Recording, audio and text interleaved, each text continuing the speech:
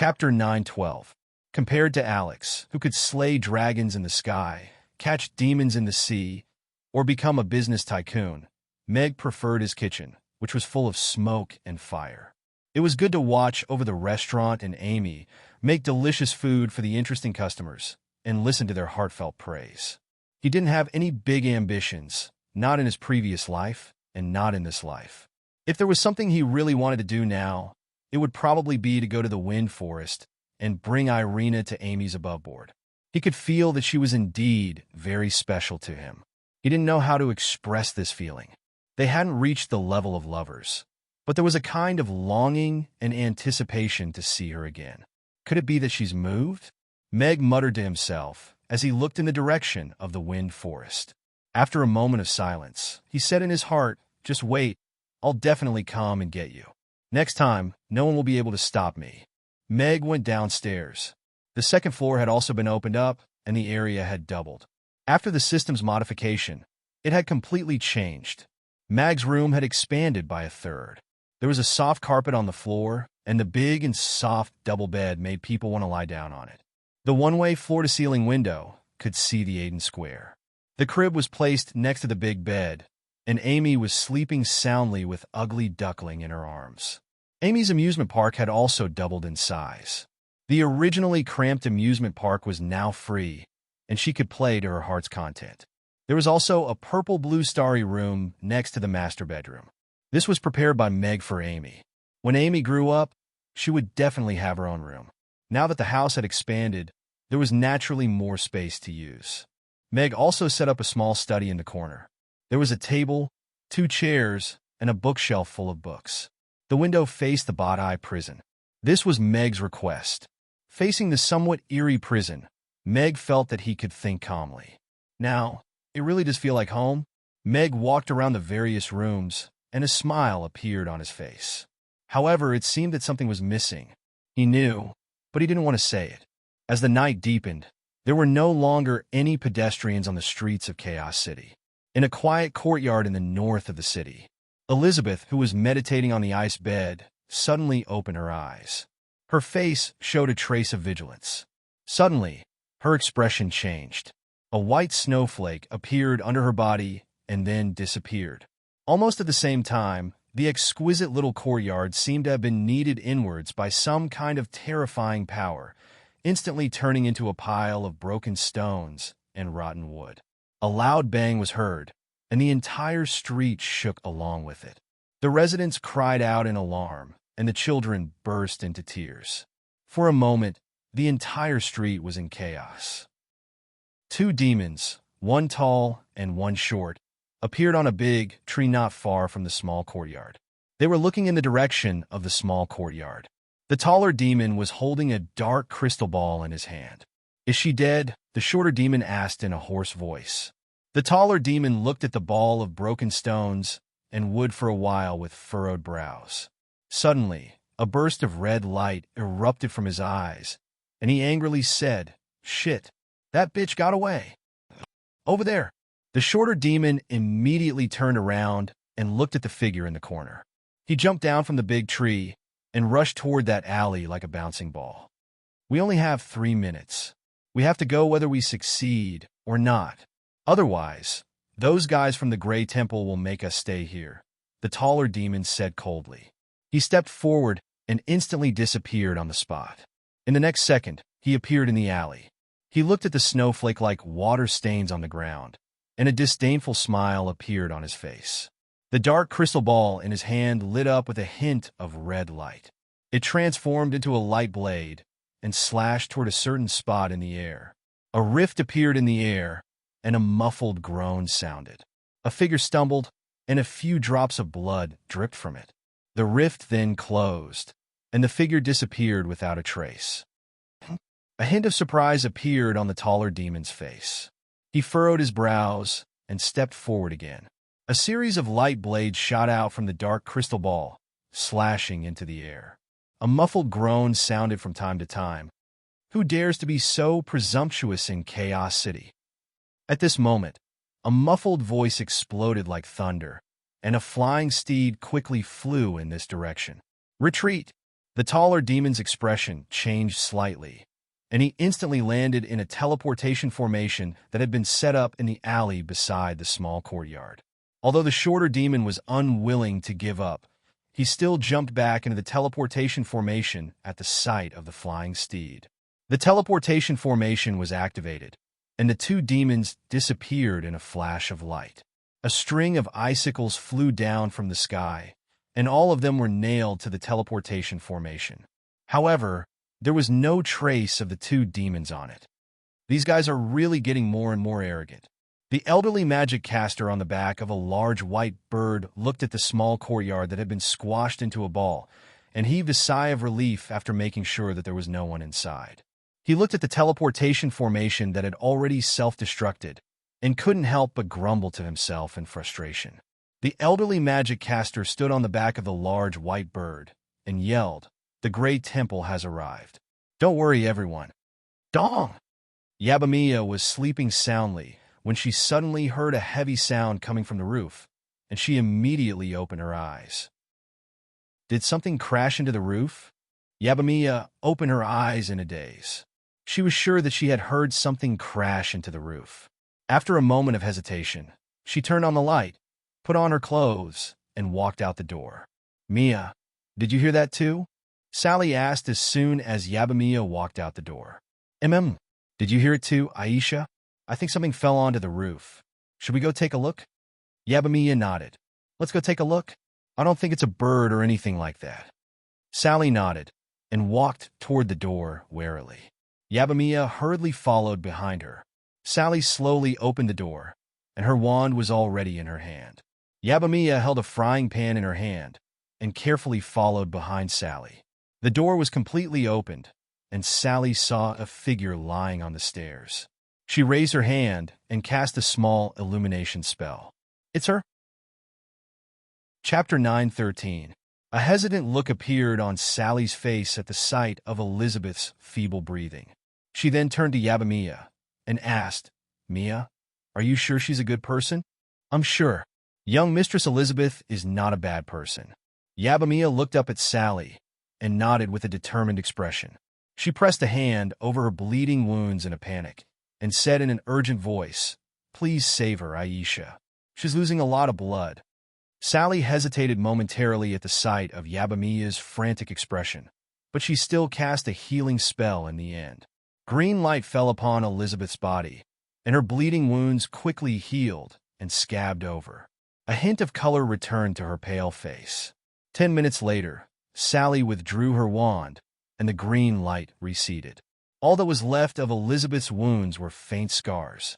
Her face was still a little pale, but her breathing had stabilized, and she was no longer as feeble as before. "That's great, Aisha." Yabamiya was elated. She crouched down and carefully picked up Elizabeth before turning to walk into her room. "Mia, are you going to take her in?" Sally stood at the door with a perplexed look on her face. "She hasn't woken up yet, and it's so cold right now. If we leave her outside, she'll catch a cold." Mia nodded in response. Sally remained standing at the door and looked at Elizabeth as she said, "She's a 7th-tier frost dragon. The person who injured her to this extent must be at least 8th tier or above. If they come here, we won't be able to deal with them. But we can't just leave her here. She's just a little girl." Yabamiya looked into Sally's eyes, and a smile appeared on her face as she said, "If it's possible, I'd like to keep her here until she wakes up." Sally was silent for a moment before stepping aside to allow Yabamiya into the room. "Thank you, Aisha," Yabamiya said gratefully as she carried Elizabeth, whose clothes were stained with blood, into the house and walked towards her own room. "Such a kind child." Sally sighed helplessly. She waved her hand, and a stream of water washed the blood off the door and the roof. She stood on the roof and watched for a while before returning to the house. When they walked past Yabamiya's room, Sally saw that she was carefully wiping Elizabeth's body with a hot towel. She hesitated for a moment before swallowing her words. Although this frost dragon was a little suspicious, nothing bad had happened during the few times it had been alone with Mia. And in this room, besides her, Barbara was also a 7th-level magician. Even if she really had bad intentions, she would still hesitate to take action.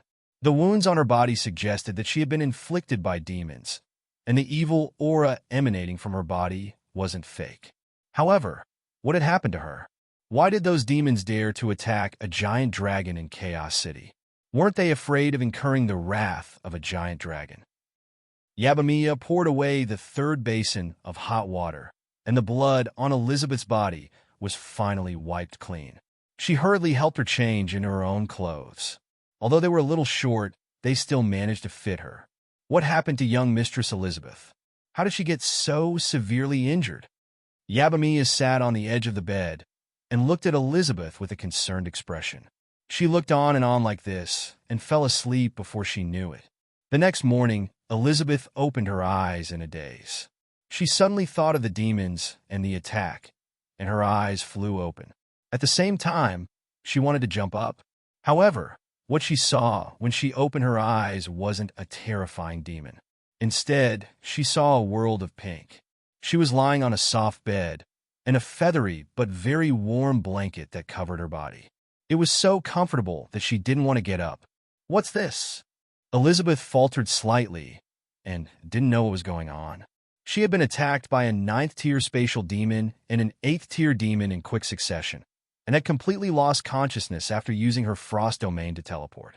She had thought that she wouldn't be able to escape with her severe injuries. But who would have thought that she would be lying on a warm bed after waking up?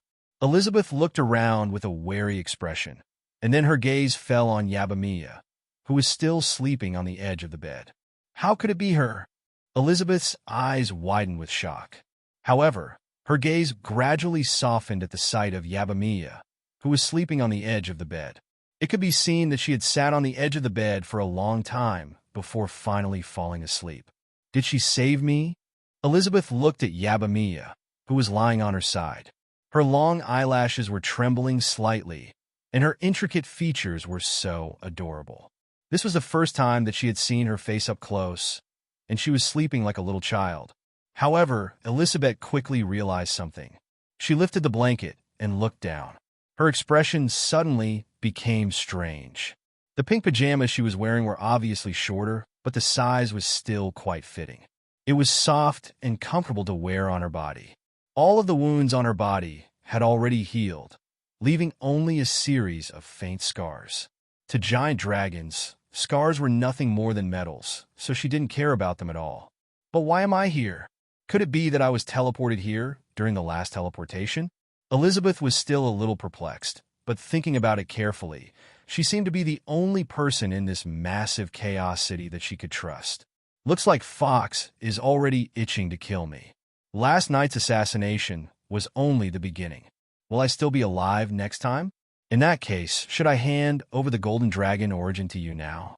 Elizabeth stared blankly at Yabamiya with a perplexed expression. Yabamiya had also woken up, and her eyes met with Elizabeth's as an elated expression appeared on her face. "You're awake, young Mistress Elizabeth? Are you feeling better? You lost a lot of blood last night, and I was so worried about you. It's great that you're awake." I'm fine now." Elizabeth came to her senses, and a hint of panic flashed through her eyes. However, she looked at Yabamiya's concerned gaze, and a warm feeling welled up in her heart. Ever since her mother had passed away, no one had looked at her with such concern in this world. "Thank you for last night," she said in a gentle voice. Chapter 9:14. My God, did Mamie's expand? It's only been a day, and it's already doubled in size. Mr. Mac is way too efficient. He completed the upgrade in just a day, and I didn't hear anything about it before. Mr. Mac is really generous. Normally, a restaurant's upgrade would take at least half a month off, but Mr. Mac only took a day off to complete it. He must have hired a magician's construction team, right? He must have spent a lot of money on this. That's not important. What's important is that the restaurant has been expanded, so it should be able to receive customers better, right? The leaders have been coming here for short meetings every day, and I've already been unable to line up for dinner a few times. The customers lining up outside Mamie's in the morning quickly noticed that the restaurant was different. Even though the curtains were lowered, they could tell from the door in the middle that Mamie's had indeed been expanded. Today's new dish is Peking duck, 100 roast ducks per night, limited to one per person. Only allowed for in-house meals, no takeouts. Soon, another customer noticed a new notice hanging on the door. What kind of roast duck is Peking duck? Is Peking duck a new roast duck invented by Mr. Mac? Why haven't I heard of it before? The roast duck from Dukas restaurant isn't bad either. It's crispy and delicious, but you can't eat too much of it. It's a little too sweet, but if you don't add sugar, it's a little lacking in flavor. I wonder what Mr. Mac's roast duck tastes like. In any case, I'm going to line up early tonight. After all, Mr. Mac can even make stinky tofu, so how can I miss out on the limited edition of 100 roast ducks? But one whole duck is going to be a lot, so I'll have to bring someone with me. The customers also began to discuss among themselves as they looked at the notice. Roast duck? Father, did you catch new ducks? Amy asked nervously when she heard that she would be able to eat roast ducks tonight. Someone else caught them. I'm just going to make roast ducks with them. Meg shook his head with a smile. Last time, Tang Walin had secretly released the 2 tricolor ducks, so he wondered if it would release the other ducks this time. However, the system had already prepared a processed duck for him. This time, he couldn't release it even if he wanted to. Amy made her way over to Ugly Duckling, which was napping on the counter, and whispered, "Then let's be careful when we eat. Don't let Ugly Duckling see us. Otherwise, it'll be very sad. After all, its siblings might be there, and if we scare it, it might run away." Okay. Meg held back his laughter and nodded. Sure enough, a foodie would never make the same mistake twice. The roast duck stove was ready, and the roast ducks were ready to be served. The cost of one roast duck was 500 copper coins, so Meg naturally set the price at 20,000 copper coins. Selling 100 roast ducks a day could earn him 150,000 copper coins, which was much faster than selling Yangzhou fried rice. As for sales, Meg wasn't worried at all. This was a dish that even someone as picky as him couldn't forget, so there was no reason why it wouldn't be popular. Then can we have roast duck for breakfast? Amy asked as she turned to Meg with an expectant look in her eyes.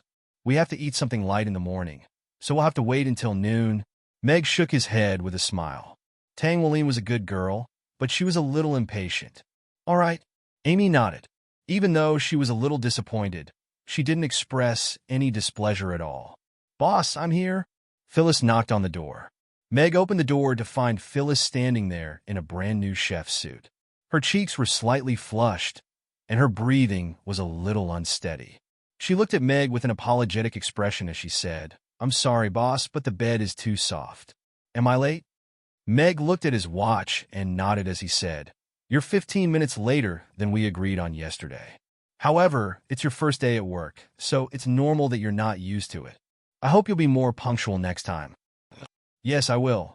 Phyllis nodded earnestly with a blush on her face. Before going to bed last night, she had decided that she had to arrive early today, but she didn't expect that she would oversleep and run all the way here. Meg stepped aside to let Phyllis in with a smile as he said, Come on in. As long as everything goes smoothly, you shouldn't be too late. As a boss, he couldn't just spoil his employees.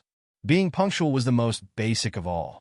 The restaurant was very crowded at the moment, and if someone couldn't be punctual, it could greatly affect the restaurant's normal operations. All right. Phyllis hurriedly entered and was stunned to see that the restaurant had completely changed. She hadn't been here for a day, but the restaurant had doubled in size. There were even wooden fences that reached up to her chest separating the rows of tables. There were small bottles of green plants hanging on the fences, and the comfortable warm lights made her feel warm and comfortable. Good morning, Big Sister Phyllis, Amy said with a smile as she pinched Ugly Duckling's chubby face. Good morning, Amy. Phyllis came to her senses and greeted Amy before hurriedly catching up with Meg, who was almost at the entrance of the kitchen. Standing at the entrance of the kitchen, Phyllis was stunned again. If the previous kitchen was said to be the pinnacle of a one-man kitchen, then Meg was like a master of a generation. However, there was no second person who could integrate into the kitchen, as that would break the harmony. However, the current kitchen was even more grand and spacious. It had more than doubled in size, and the kitchen utensils had been rearranged. The sink, the cutting area, the cooking area, all of the areas had also become more spacious, and it wouldn't be crowded even if 3 or 4 chefs were to work here at the same time. The white lights weren't glaring, but at this moment, the kitchen was a little dazzling in Phyllis's eyes. This is a real kitchen. Phyllis's heart was screaming. She suddenly felt that the kitchen that she was so proud of didn't even deserve to be called a kitchen in comparison. Meg turned to Phyllis and said, "These are the ingredients that we'll be using today. I'll process some of them, and you can take care of the rest. Due to the expansion of the restaurant, I need to increase the efficiency of my cooking. If I need new ingredients later, you have to prepare them for me." "Huh?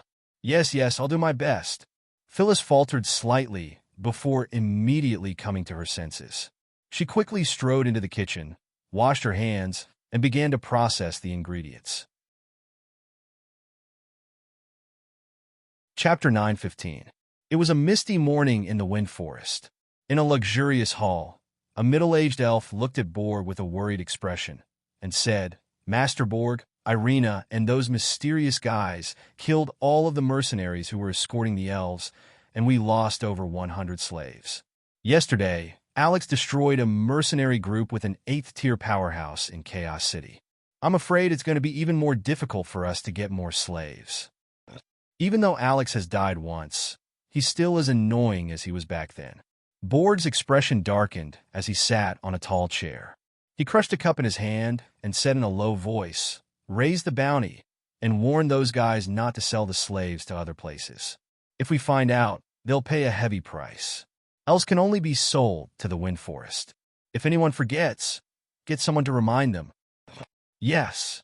The elf's expression changed, and he bowed before quickly departing. "How long can the Tree of Life last? I'm really looking forward to that power. When that time comes, the entire the Wind Forest will have to crawl at my feet, including that noble queen." Borg raised his hand, and a ball of green flames danced in his palm. A series of greenish-black patterns spread down his arm and reached his wrist. "Alex, I'll kill you with my own hands." Borg's eyes suddenly turned crimson, and the flickering shadows and the flames made him look like the shadow of a demon. The cave where the Tree of Life was located was still covered by a pale green light curtain. The spring that usually gushed out the spring of life had completely dried up, and the surrounding trees had lost some of their green color. They no longer had the vitality of the past. The elven Holy Land had become a forbidden area. Elves were told not to approach this place, or they would be punished. There were only 2 teams of elven guards patrolling the area. After the Elven Queen went into seclusion, a series of changes occurred in the elven race. Princess Irina was stripped of her position as the princess, but her words were like a seed that had taken root in the hearts of the young elves. During this period of time, many young masters and young ladies of noble families have been beaten and confined. Although the news that spread was that they had made small mistakes and were punished lightly, everyone knew in their hearts what the reason was. Some changes that made the adults uneasy were happening, and it was the successor that they had painstakingly cultivated. The Cave of the Tree of Life was as quiet as ever. Without Phyrus, it was even quieter than before. Irina was still sitting under the Tree of Life in a long white dress. Her eyes were closed, and she was in a state of meditation. A green beam of light rose from her body and connected with the Tree of Life. However, at this time, there were dark green cracks on the trunk of the Tree of Life. They spread from the roots and occupied almost half of the height. Traces of dark green aura were emitted from the cracks and continued to spread upward. The tens of thousands of drooping tender green branches were now a little more yellow, no longer exuding vitality. However, the Tree of Life's powerful life force and the green beam of light that Irina had injected into the Tree of Life were still resisting, and a balance was reached. Borg has indeed betrayed the god of life and allied himself with the undead. How dare he touch the Tree of Life? After a long while, Irina opened her eyes. The light on her body gradually faded. She needed a short rest to recover some of her spiritual power. "Bean Sprout, I want a cup of..." Irina said casually, but then she suddenly stopped. She looked at the empty cave and shook her head with a smile. The little guy that she had picked up when he was little and had never left the Wind Forest until now was probably in Chaos City right now. with Meg taking care of him. She was quite relieved. Irina looked up at the tree of life and sighed. Hang in there, old friend. If you fall, the entire elven race will be finished. The god of life won't protect the elves who have been tainted by the undead. You are the bottom line. The withered yellow branch swayed, slightly in response to Irina's words. A smile appeared on Irina's face. She got up and walked around the cave before sitting down again. She closed her eyes and softly said, "Rest for an hour, and then we'll continue to expel those undead auras. I've already found some tricks. Those guys are far more afraid of the holy light than the power of life. That tree isn't producing water of life anymore. Isn't that hindering my farming? I need a lot of rice of life every day. The current stock can only last for 3 months at most. A batch of early maturing rice takes 2 months from planting to harvesting, so I have to get it to produce water again within a month. Those things are so annoying. If it weren't for the fact that the heavenly Tao doesn't allow them to affect the normal development of the world, I would have destroyed them all with a beam of gamma rays so that they wouldn't affect my farming and earning money."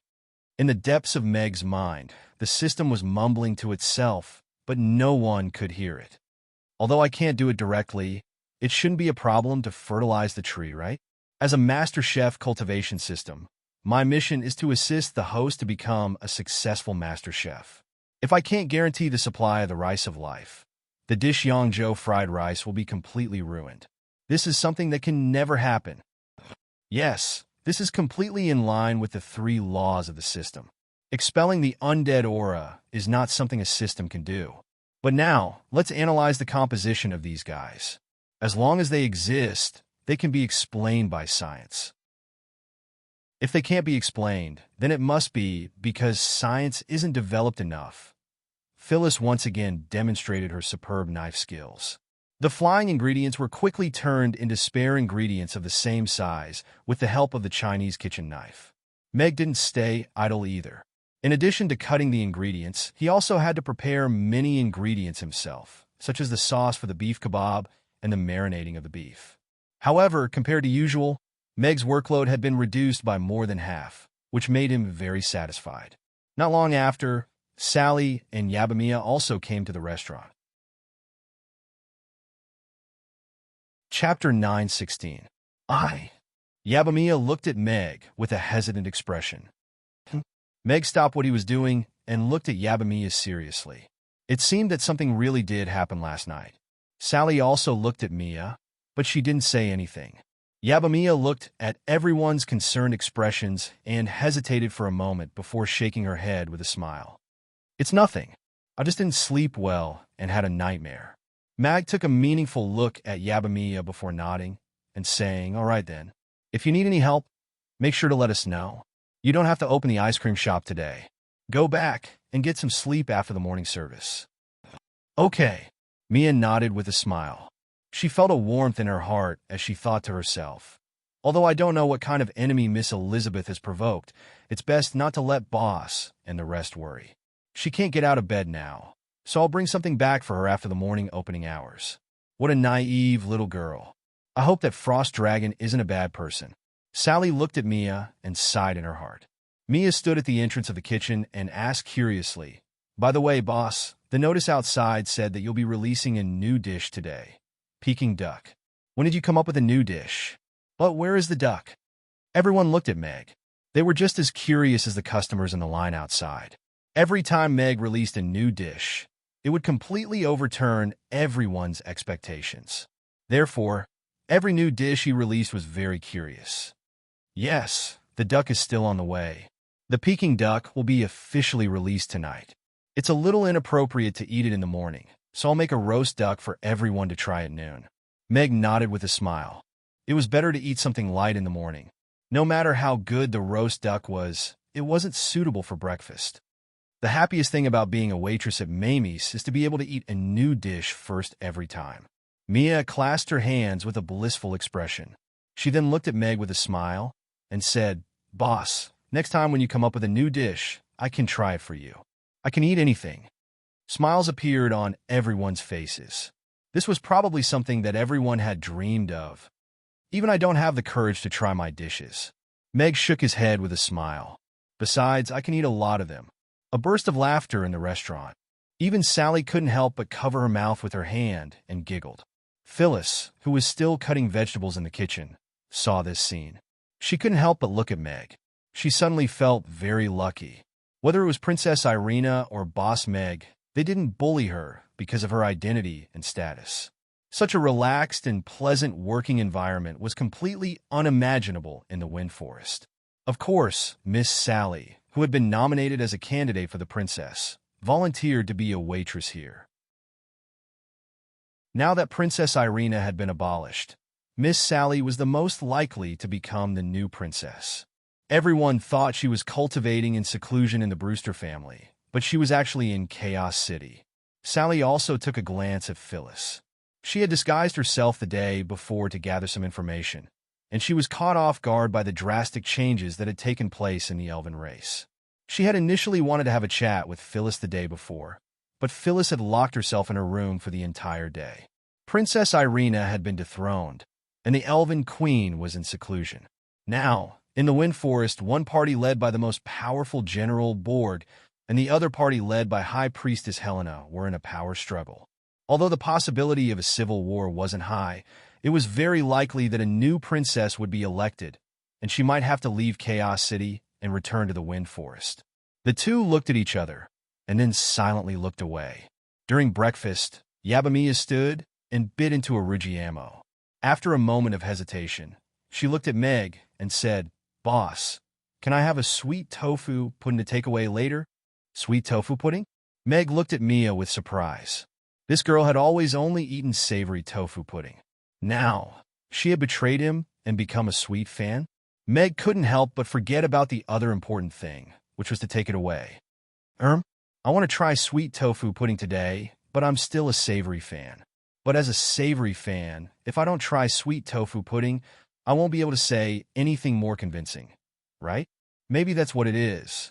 Yabamiya's eyes darted around as she tried to come up with an excuse that sounded convincing to her.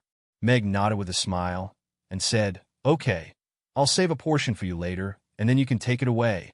Seeing this girl trying so hard to make up a lie, he didn't have the heart to expose her. Something did happen last night, but Mia didn't want to talk about it, so he didn't ask. Everyone in this world had secrets. He was just a boss and didn't have a strong desire for knowledge and control. "Thank you, boss," Mia said happily with a happy expression. After breakfast, Meg stood up and looked at everyone with a smile and said, "The restaurant is limited to 400 people this morning, and the number of diners has increased by 100.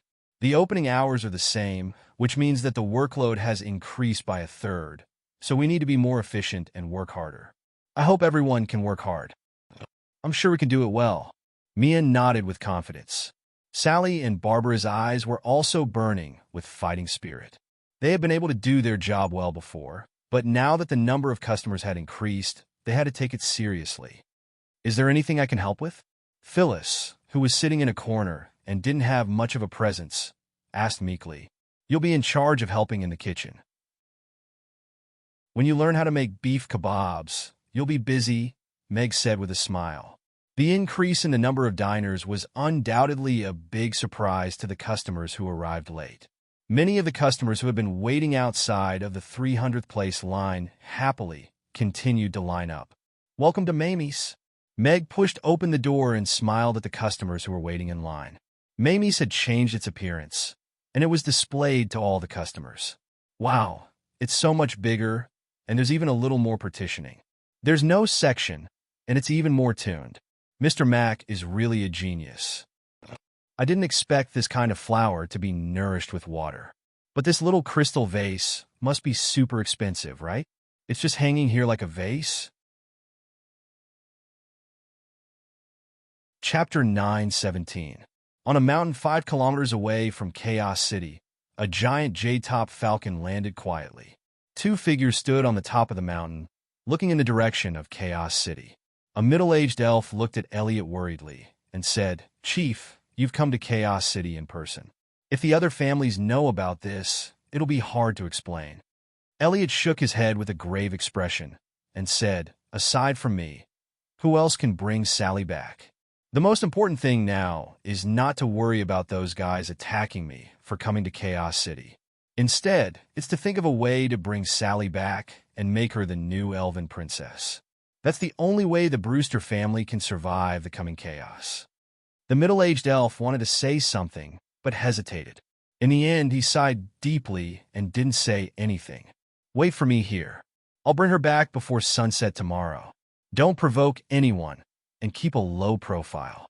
Elliot gave the middle-aged elf some instructions, and then appeared at the foot of the mountain in a flash. He quickly flew toward Chaos City. An increase of 100 customers might not seem like a big deal at first, but when the restaurant doubled in size, due to the already tight operating hours and the addition of 100 customers, the workload was not as simple as increasing by 1/3.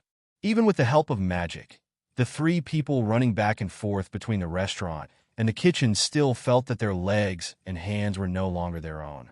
After breakfast, Harrison smiled at Meg, who was cooking in the kitchen, and said, "Mr. Mack, I think you should hire a few more waitresses. Look at how tired the girls are. How can you be so cruel to them?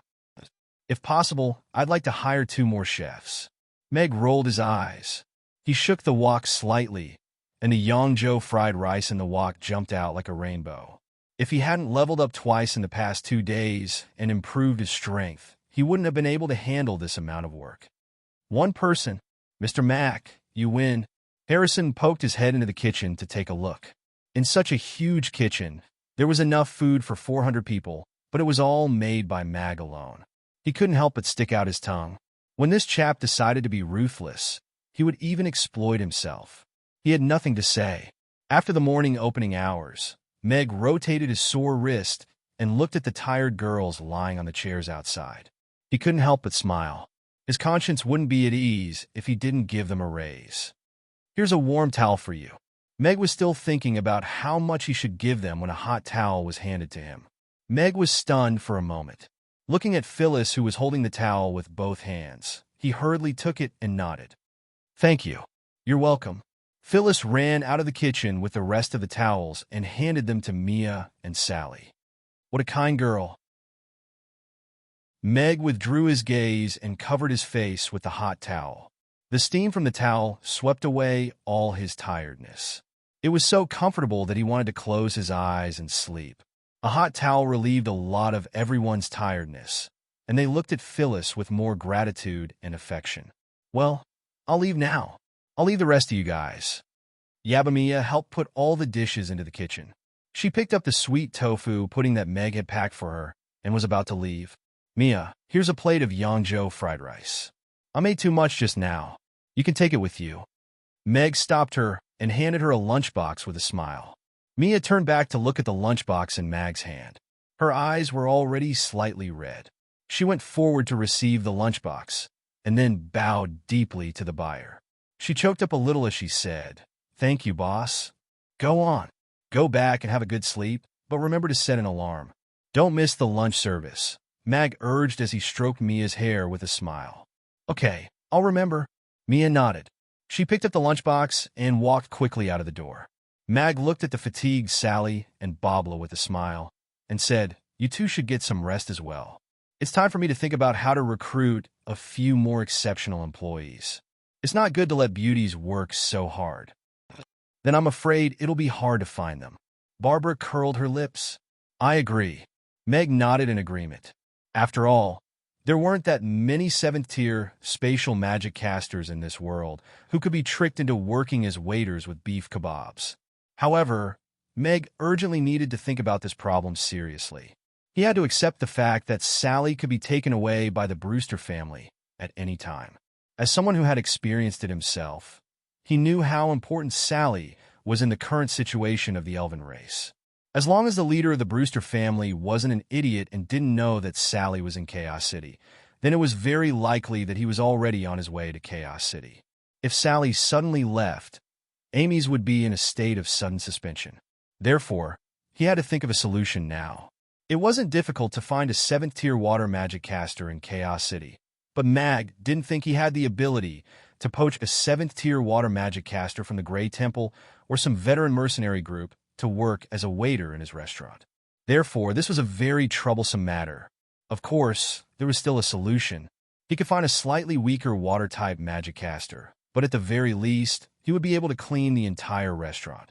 Then, he could find a cashier who was good at arithmetic and 2 waiters who were more agile to clean up the dishes. That should be enough to fill Sally's vacancy. Now that I think about it, am I really an evil capitalist who exploits people? Meg raised an eyebrow. He was still a little troubled. The restaurant would become a little messy when there were too many people. This was a problem he didn't want to see, but he had to solve it. All right, looks like I have to talk to that Mediterranean boss more often during this period of time. At least, I have to find a few reliable ones, Mag thought to himself with resignation. Meg suddenly looked at Phyllis. He walked to the counter, took out a few gold coins, and handed them to Phyllis. By the way, Phyllis, go to the market and buy some beef today. Bring it back and continue to practice your beef kebabs according to what I taught you yesterday. Phyllis was a little hesitant, but she quickly nodded when she saw Meg's eyes. She clutched the gold coins tightly and walked out. After cleaning up the restaurant, Sally and Barbara also left the restaurant to rest. They weren't used to the workload in the morning, so they needed to rest. Meg went upstairs to change his clothes. He was about to go to the job market. As soon as he opened the door, he saw Luna standing outside. She was about to knock on the door. "Teacher Luna, why are you here?" Meg asked in surprise. Chapter 9:18. A parent-teacher conference? Meg faltered slightly upon hearing this. He suddenly recalled that Amy had mentioned a parent-teacher conference to him the day before yesterday, but he had completely forgotten about it due to his busy schedule. Furthermore, Amy was currently studying magic with Crassus and Julian, so he didn't think that Luna would be the one to notify him. Luna seemed to have detected the confusion in Meg's eyes, and she smiled as she said, "That's right. The students of Chaos School have to hold a parent-teacher conference every semester. Amy is currently studying magic with 2 magic casters, but the school assigned her to my class as her homeroom teacher, so I'm here to notify you that you'll be attending the parent-teacher conference tomorrow." Meg immediately nodded and said, "I see. Thank you, Teacher Luna.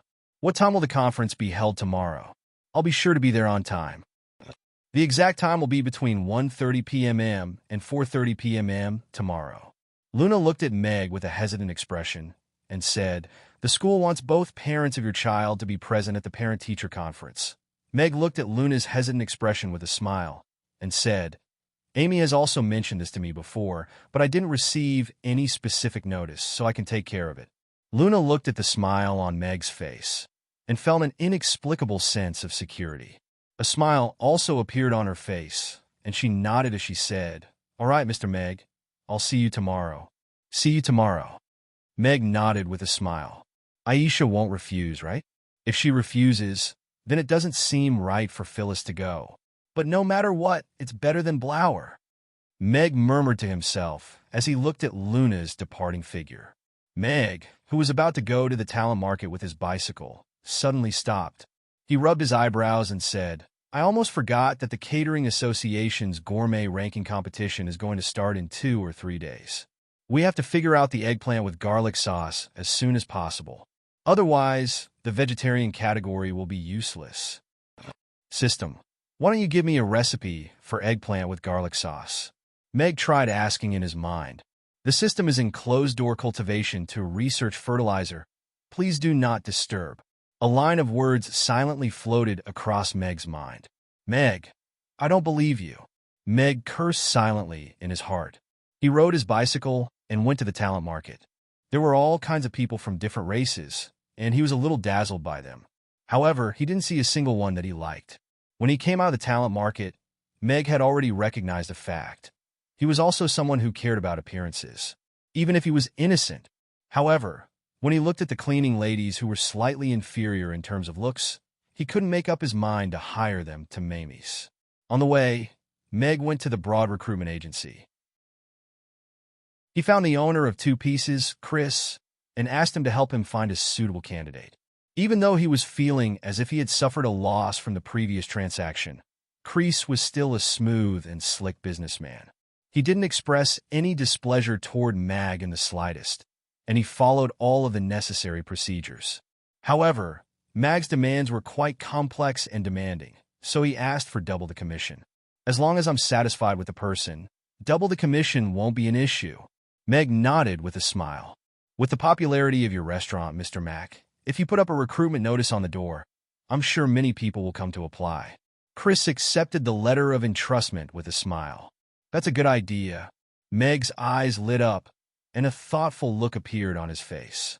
There were many customers who said they would work for free as long as they were given a meal, and there were many outstanding talents among them. Chris's suggestion opened up a new line of thought for Meg. He patted Chris on the shoulder with a smile and said, "Thank you, Mr. Chris." Then, he turned and walked out of the restaurant. Chris's expression completely froze. He looked at Meg's back as he rode away on his bicycle, and he wanted to slap himself. Why did he say that? After that, Meg went to the market. There were eggplants in this world, too. However, compared to the eggplants on Earth, the ones on the northern continent were larger. They were about the size of a winter melon. It was said that they had been discovered in the territory of the forest trolls. Apart from their size, they tasted just like the eggplants on Earth. This grilled eggplant should be enough for a table of people. Meg picked up a large purple eggplant from a stall on the ground. It weighed over a dozen kilograms, and he was stunned. The middle-aged man who was leaning against a wrought-tan chair was immediately energized when he saw Meg carrying the eggplant. He smiled and said, "Young man, this is an eggplant that I grew in my own house. It's definitely the largest eggplant in our village, and it's cheap too. It's only 10 copper coins for such a large eggplant. If you want more, I can give you a lower price. Less than a copper coin per kilogram. It's really cheap," Mag thought to himself. However, due to the limitations of cooking methods, other species, apart from the forest trolls, generally stayed away from eggplants, which were soft and had a strange taste. This was also the reason why this old farmer had a small mountain of eggplants in front of him, but it was almost unmarketable. Meg picked 3 eggplants that looked good and handed 3 silver coins to the owner. "I don't want too many, so I'll take these 3. I'll come back next time. Buy some more. If you buy 5 eggplants, you'll get 1 free." The owner took the money and tied the 3 eggplants up with a straw rope for Meg as he continued to sell them. It seemed that even the forest trolls didn't like eggplants this year. This made him very worried, and now he was trying to sell as many eggplants as he could. He couldn't let them all rot in the field. "I'll come back tomorrow."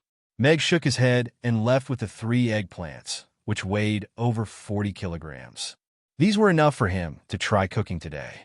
The most important thing now was to make the bean paste. The bean paste played a crucial role in determining the authenticity of a dish of eggplant with garlic sauce. A good bean paste was half the battle won. When Meg was buying spices, he happened to see Phyllis, who was still pacing back and forth in front of the beef stall. Seeing her carefully selecting the beef, he didn't greet her. Instead, he watched her for a while and went back with the eggplants and spices. Choosing and purchasing ingredients was a very important ability and also the foundation of becoming a chef. Phyllis had to master it independently. Chapter 919. Meg was constantly trying to make the bean paste, while Phyllis was also trying her best to grill a kebab. In the quiet kitchen, only the occasional sigh of the two could be heard. But soon, the two of them were immersed in their next failure. In this regard, the two of them found a trace of similarity. So behind every delicious dish, there is a process of continuous improvement. Becoming an excellent chef is not an easy thing. I also have to continue to work hard, Phyllis thought to herself as she stole a glance at Meg. At noon, Meg started the fire and roasted Mamie's first roast duck. There were 2 thin plates of lotus leaf pancakes, several long and small plates with thin strips of scallion and cucumber, and a plate of sweet sauce in front of everyone. Everything looked so delicate and exquisite, making people look forward to it even more. There were no other dishes on the table. Everyone sat at the table and looked in the direction of the kitchen, full of expectation. The most anticipated moment was naturally the moment when a new dish was brought to the table, and they would be the first to witness and taste it. Meg slowly walked out of the kitchen with a small dining cart.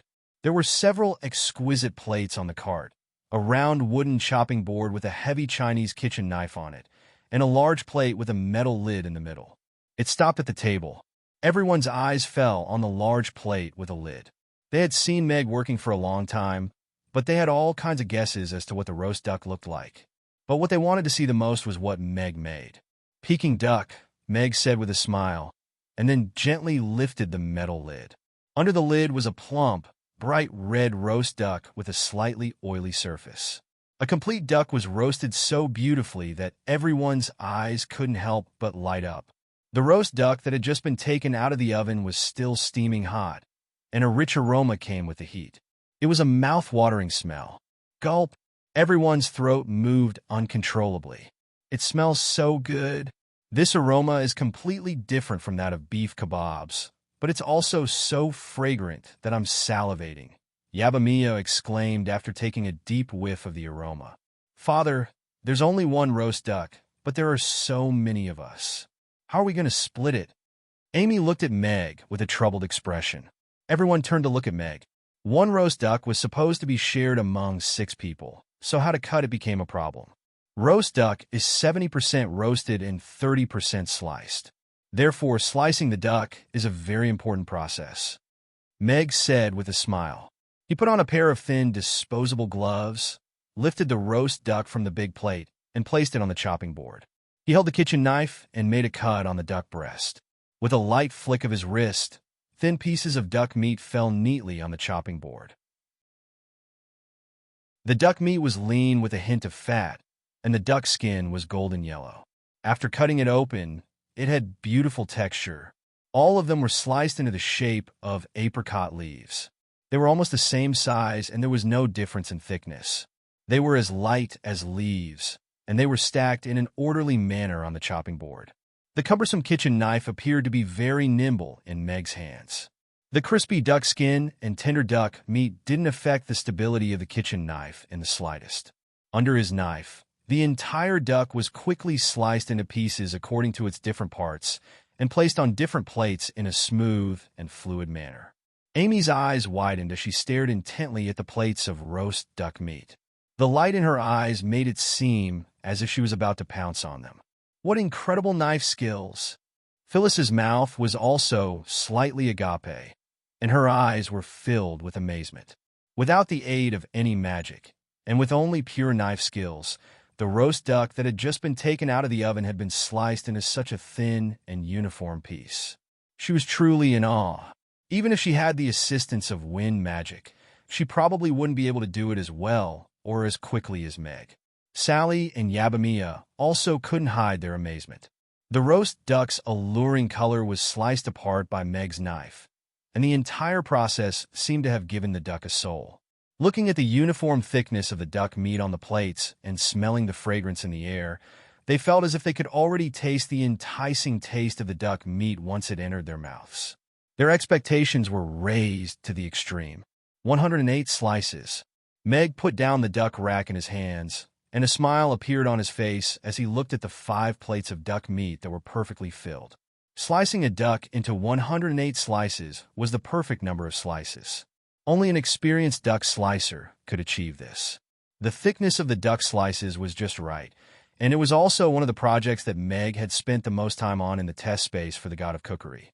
Slicing roast duck was truly a work of skill. "Father, can we start eating now?"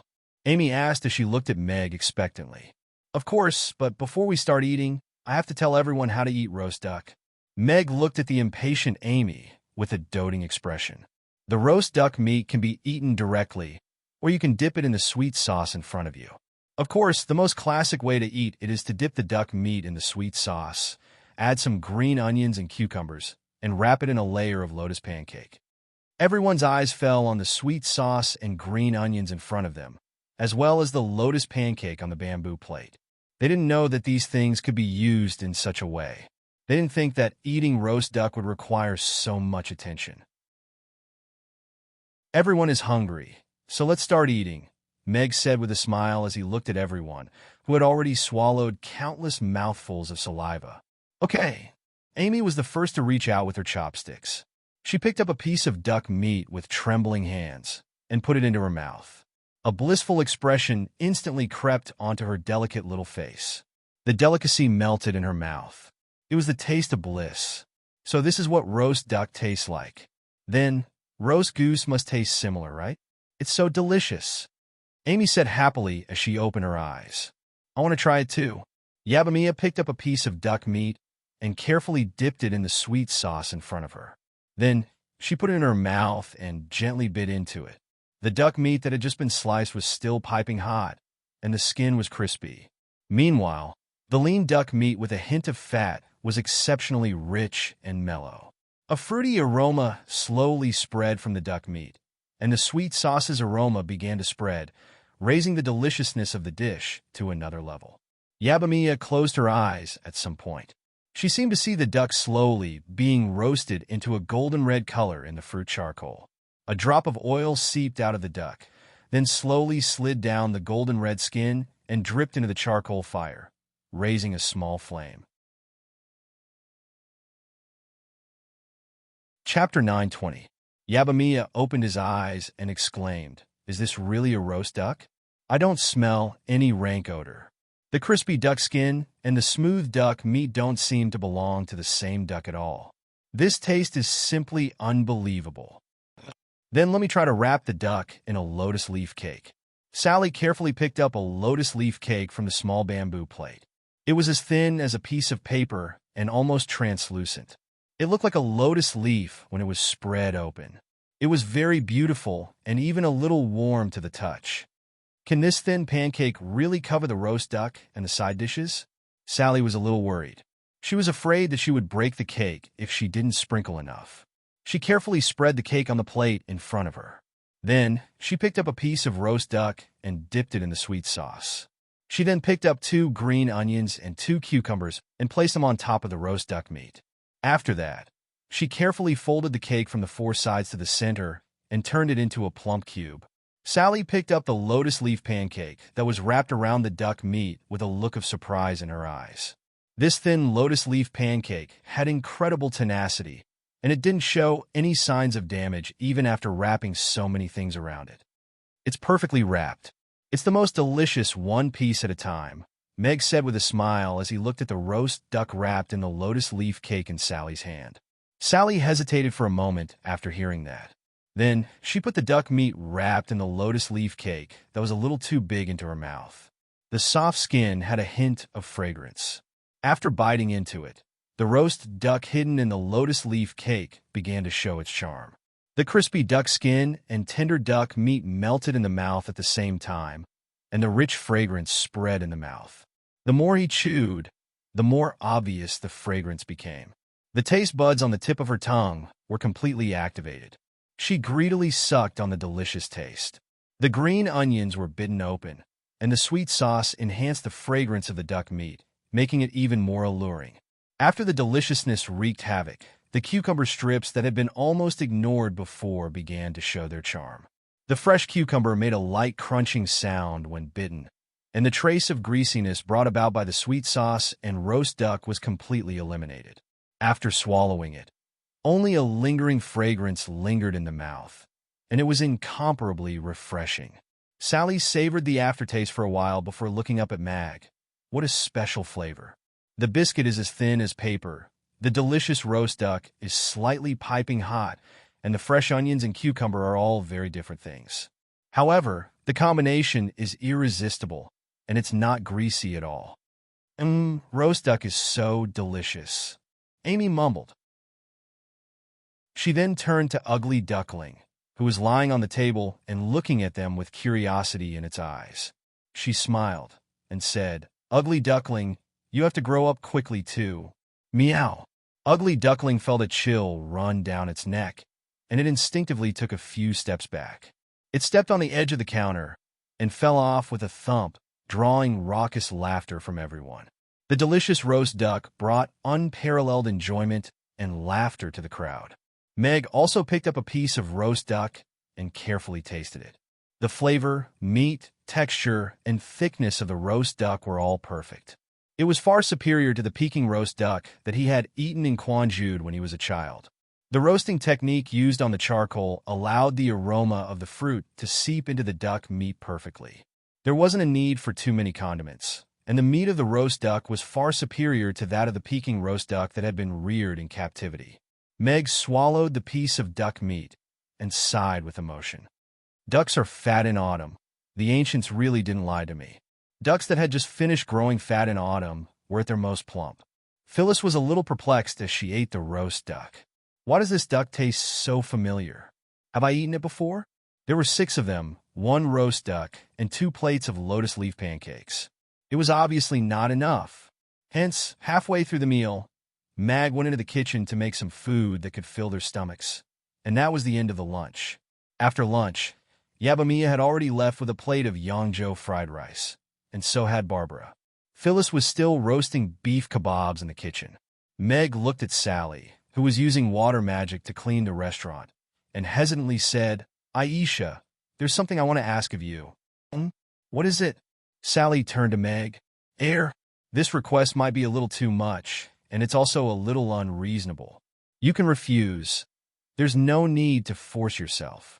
A slightly awkward expression appeared on Meg's face. Boss, just say it. If it's within my ability, I'll try my best. Sally looked at Meg in confusion. This was the first time she had seen Meg so shy. Amy needs to attend a parent-teacher conference at school, and the school wants both parents of the child to be present. I want to ask you to be Amy's mother. Meg wanted to find a hole in the ground to crawl into.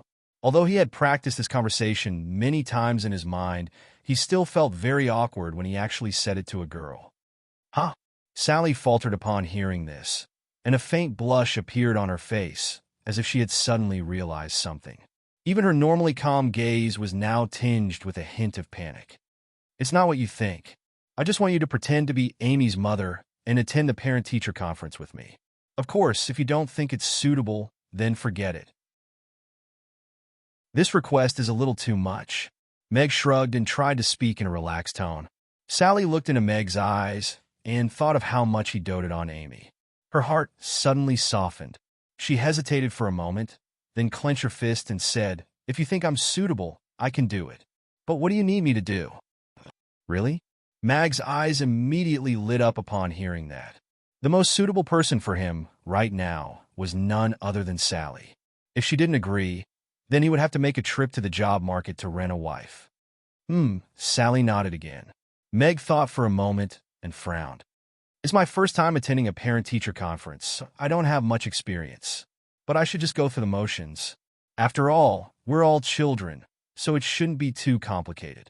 I'll ask them about the details later. Okay. Sally nodded slightly and moved her gaze away from Meg. Her fingertips moved gently, and a thin stream of water slid through the leaves of the green plants, cleaning all the dust on their surface. However, her gaze was a little unfocused. In the evening, there was a long line outside the restaurant. Did you hear? Mr. Mac is going to release a new dish tonight. Peking duck.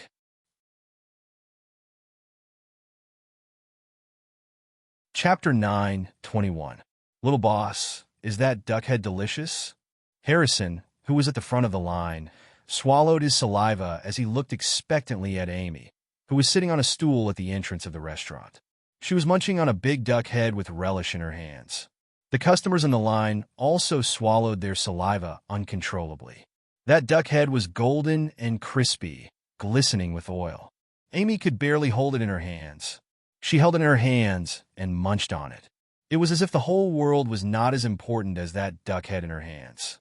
A blissful expression appeared on her dimpled face. This method was too much.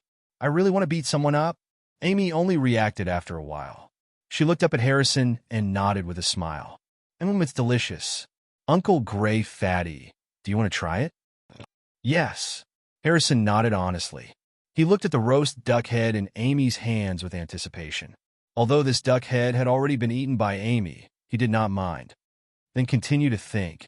Amy lowered her head and continued to eat the duck head in her hands. Harrison, the customers. Although I'm so angry, but why am I still smiling?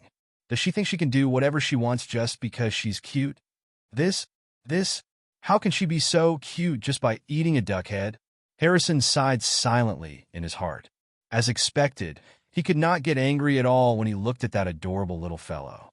It's just a roast duck head, and Little Boss can make it taste so delicious. I feel like Mr. Mac is getting more and more out of line. Yeah, what's so great about letting Little Boss eat it for us to see? Do you think I want to eat it just by seeing it? Big brother, aren't you going to eat it later? Who said so? I'm going to eat the whole thing. No one can stop me. The customers were discussing softly, and the atmosphere was very lively. Miss Chris, you said you were going to bring me to try a delicious restaurant. Is it Dukas Restaurant? I've lived in Chaos City for over 30 years, and I've been back here every year.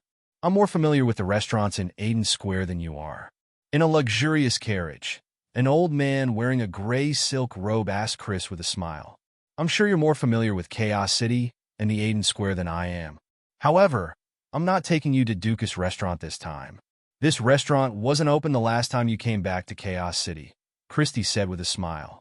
She looked at Cyril with respect in her eyes. Cheryl James was a renowned leather merchant on the Northern continent, and he was also one of the legends of the business world who originated from Chaos City. He was from the same generation as Old Buffett and President Jeffrey, but his business empire wasn't established in Chaos City. Instead, it was established in the Orc race and the Roth Empire. The orcs who were good at hunting contributed about 60% of the leather to the Northern continent every year, and 90% of that was shipped to various parts of the continent through the James family. Shirel was the soul of the family and the leader of the James family's business expansion. After a few decades of wandering, Shirel decided to give up his power and return to Chaos City to retire. The James family didn't have a close relationship with Buffett Banks. Even when it came to large amounts of leather, the James family chose to self-transport rather than go through Buffett Banks. There was a rumor that old Buffett had something to do with Shirel leaving Chaos City for the orcs. Therefore, the rumor that the two men didn't get along was a hot topic in the business circle of Chaos City. However, the two old men didn't agree with this rumor, and neither of them came forward to clarify it, so it attracted even more curiosity. To the staff of Buffett Banks, the leather empire controlled by the James family was undoubtedly a huge piece of fat meat.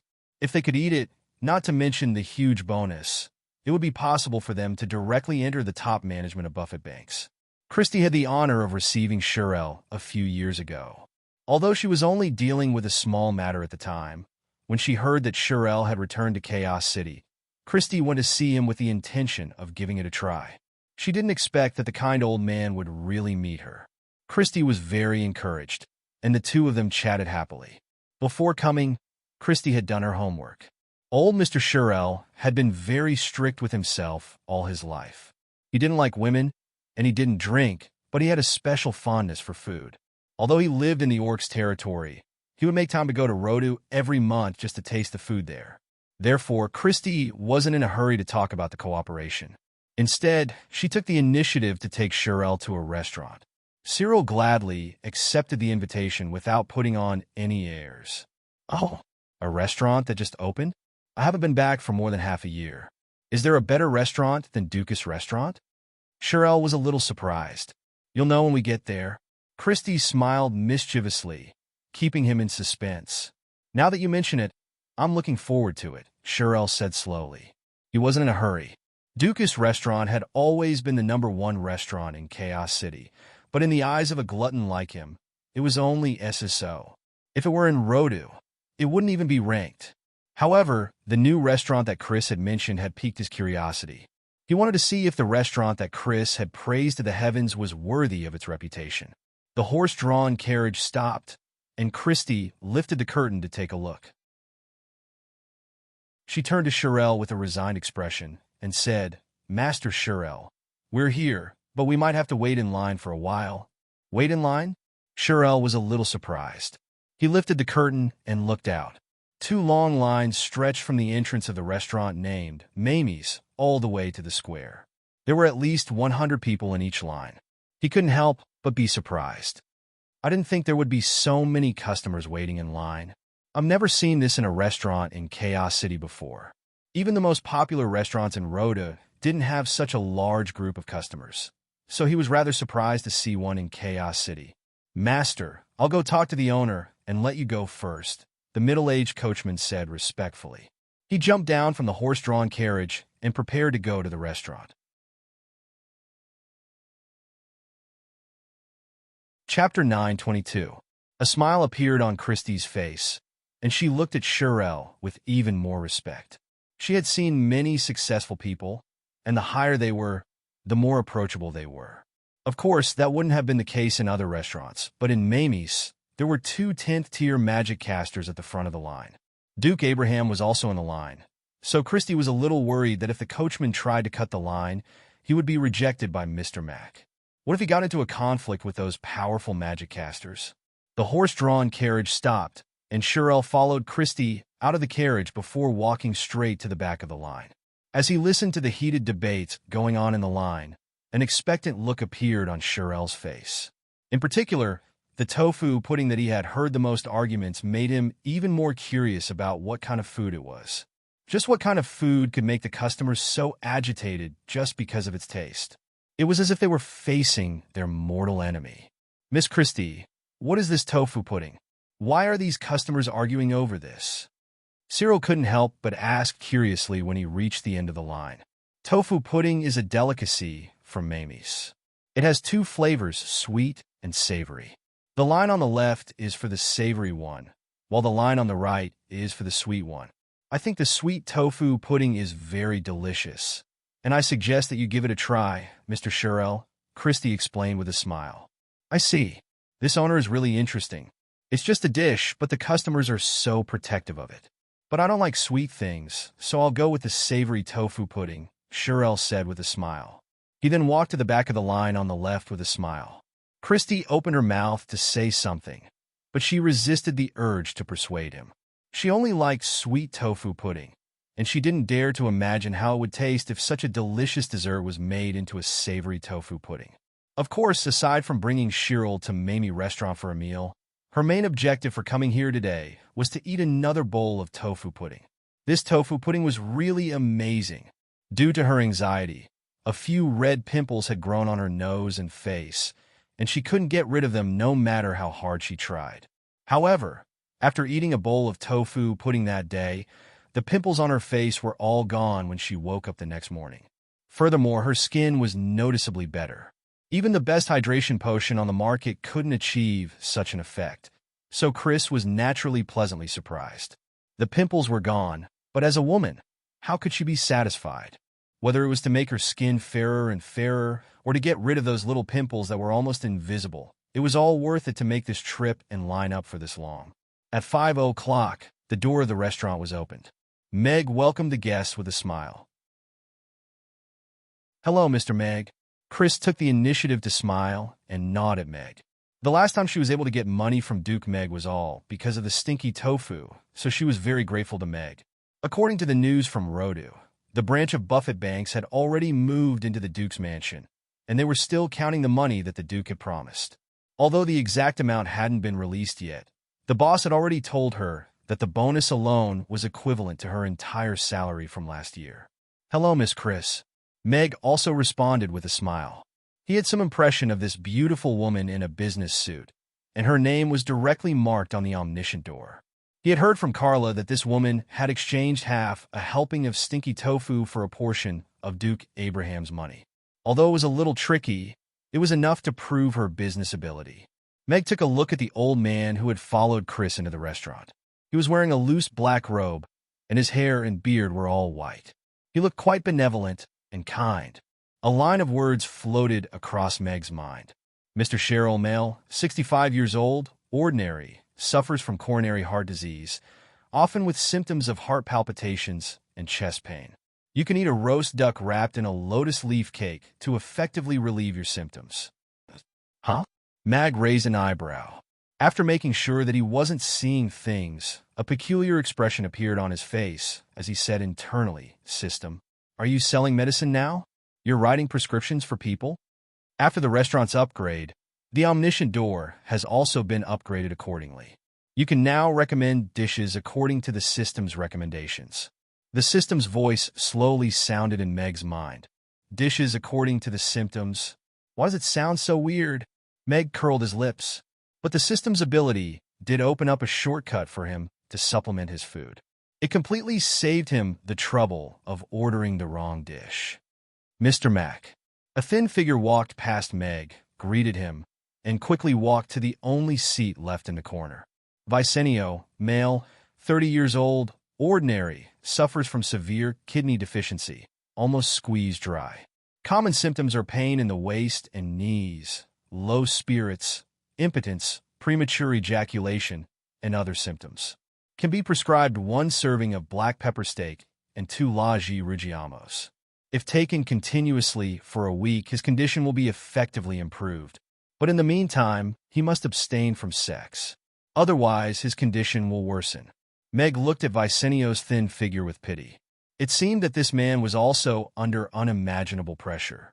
But why did Meg feel like laughing when he saw this prescription that didn't contain sugar for kidney deficiency? Shouldn't he be handed a box of Treasure of Kidney at this time? Without thinking too much, Meg turned and walked to the kitchen. A new round of challenges was about to begin. Wow! This Peking duck cost 2,000 copper coins per serving. It's so expensive. It's almost the same price as grilled fish. Yeah, it seems that we won't be able to eat it today. But isn't this picture too tempting? How can a roast duck be roasted to such a golden red color? It's even more tempting than Ducas's roast pig. Although 2,000 copper coins is a little expensive, it says that it's suitable for 2 to 3 people. Are you guys interested in buying one? We'll split the cost. The customers opened the menu. After seeing the picture and the price of the roast duck, another round of whispers broke out. Shurel also opened the menu, and his eyes lit up when he saw the picture of the roast duck. He smiled and said, "If this picture isn't fake, then this duck looks even better than the roast geese from Rhoda's Roast Goose restaurant. Would you like to order one, Miss Christie?"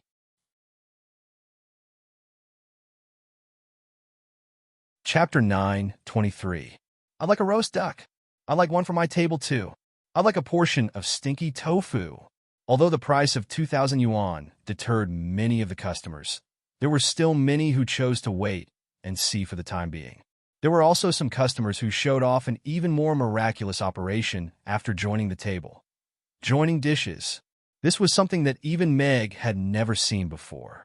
For people he didn't know at all, and they were a combination of an orc, a demon, a human, and a dwarf, actually hit it off and decided to go Dutch and join forces to share a portion of Peking duck.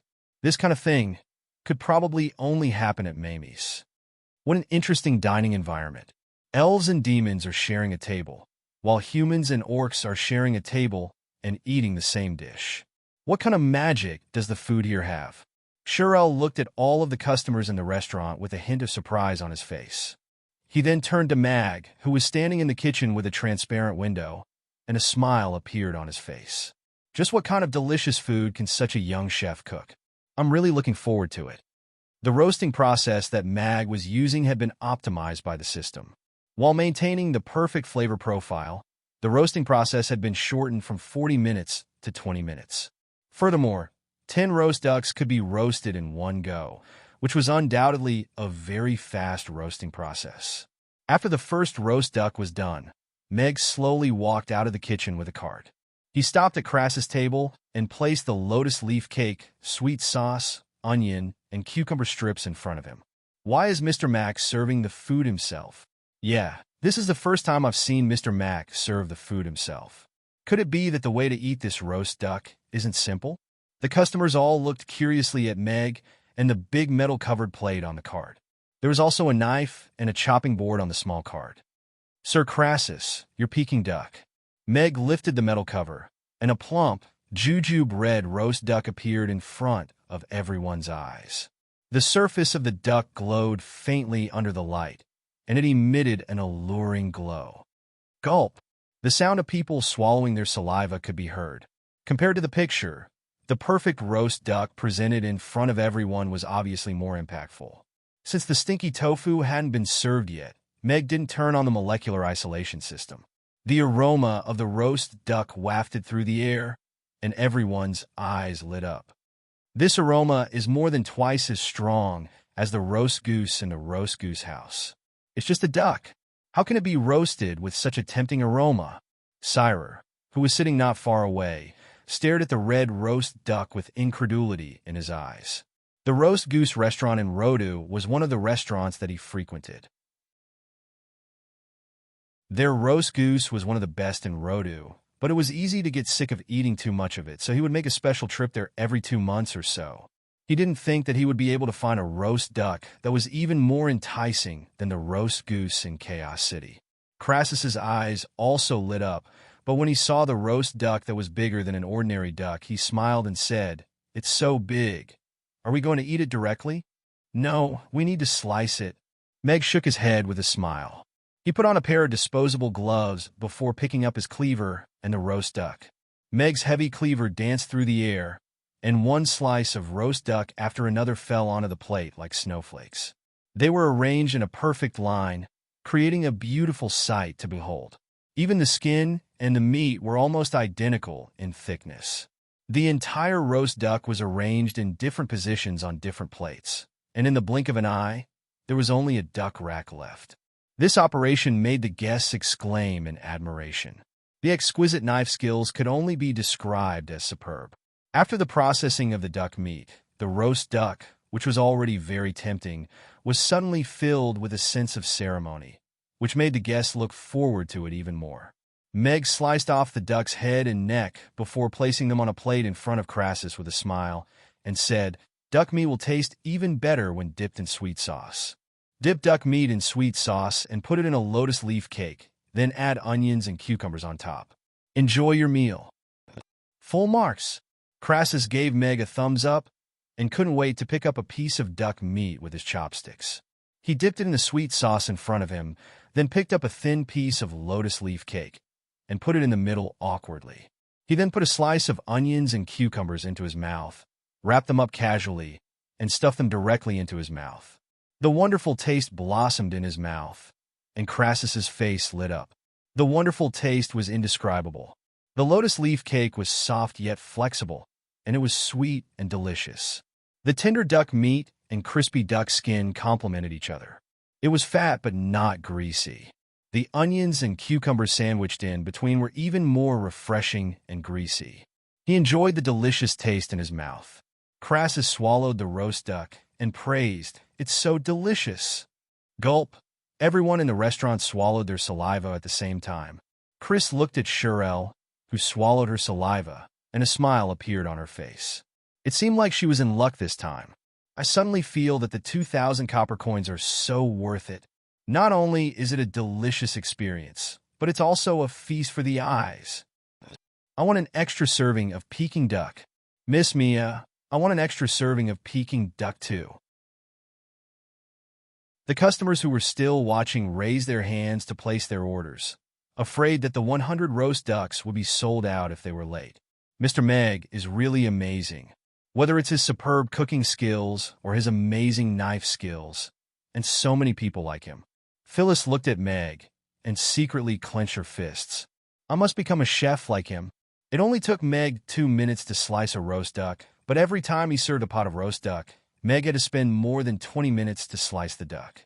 This made him even more determined to let Phyllis master the technique of slicing duck as soon as possible, so that she could do it for him. "Here's your roast duck, please enjoy." Mag placed the slices of duck meat in front of Christy and Sherry with a smile on his face. "I think it's going to be a delicious feast." Shirelle looked up at Meg with a sincere expression. He had eaten in all the restaurants in Rodu, but he had never seen a chef slice a duck in front of him. This made him feel very curious, and at the same time, he was also looking forward to it. "Thank you." Meg nodded slightly and pushed the cart toward the kitchen.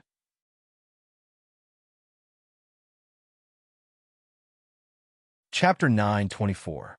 There was no dipping sauce, no scallion or cucumber strips, and no thin lotus leaf pancake.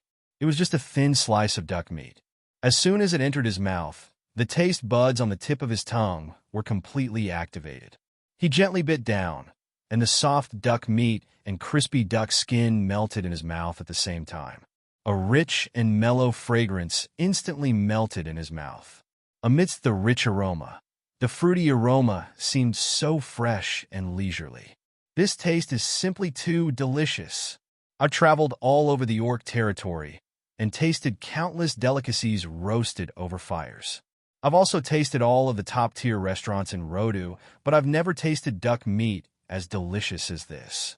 Shirel's eyes had completely lit up, and he couldn't help but praise. Roast Goose Restaurant's roast goose was one of the best in Rodu. It was a favorite of many nobles and sold for 500 copper coins each. It wasn't something that ordinary people could afford.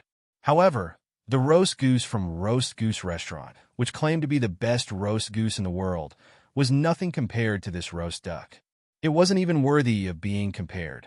I didn't think that I'd be able to eat such delicious roast duck in Chaos City. Let me try this dipping sauce again.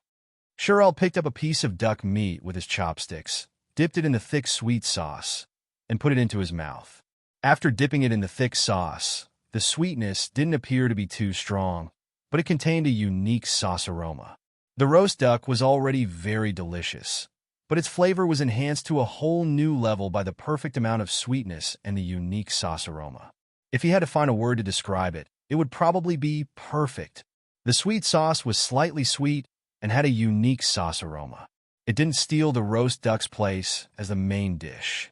Instead, it served as the finishing touch and enhanced the roast duck's deliciousness to a whole new level. Sweet sauces are very rare in the past and they're not my style. However, this sauce gives me a very appropriate feeling. Without it, this roast duck would be a lot less delicious. Shirel was also looking at the sweet sauce with praise in his eyes. Try eating it according to Mr. Meg's classic recipe. At some point, Chris had wrapped a piece of duck meat, onion, and cucumber in mint ice and placed them in the middle of a small plate in front of Shirel. Miss Chris is very considerate. His eldest granddaughter was about the same age as this Miss Chris. However, his eldest granddaughter was always fooling around outside. He only saw her a few times a year, let alone making roast duck for him. How could she be as considerate as Miss Chris? He picked up the small square wrapped in a lotus leaf cake that was as thin as paper. Under the light, he could almost see through it. 2 shredded scallions and 2 even thinner cucumbers were placed on top of the duck meat, looking very delicate. Sire carefully examined it for a while before putting it into his mouth. The soft and chewy lotus leaf cake was still a little warm and had a faint fragrance. After biting into it, the roast duck dipped in sweet sauce began to blossom with a wonderful taste. The fresh cucumbers and scallions made crisp crunching sounds as he bit into them. The taste of freshness and fullness seemed to blossom on the tip of his tongue, instantly dispelling the trace of greasiness brought about by the sweet sauce and roast duck. What a wonderful combination. What an interesting way to eat it, but it's combined into a subduing delicacy. It's simply too amazing. Sire almost slammed the table and stood up.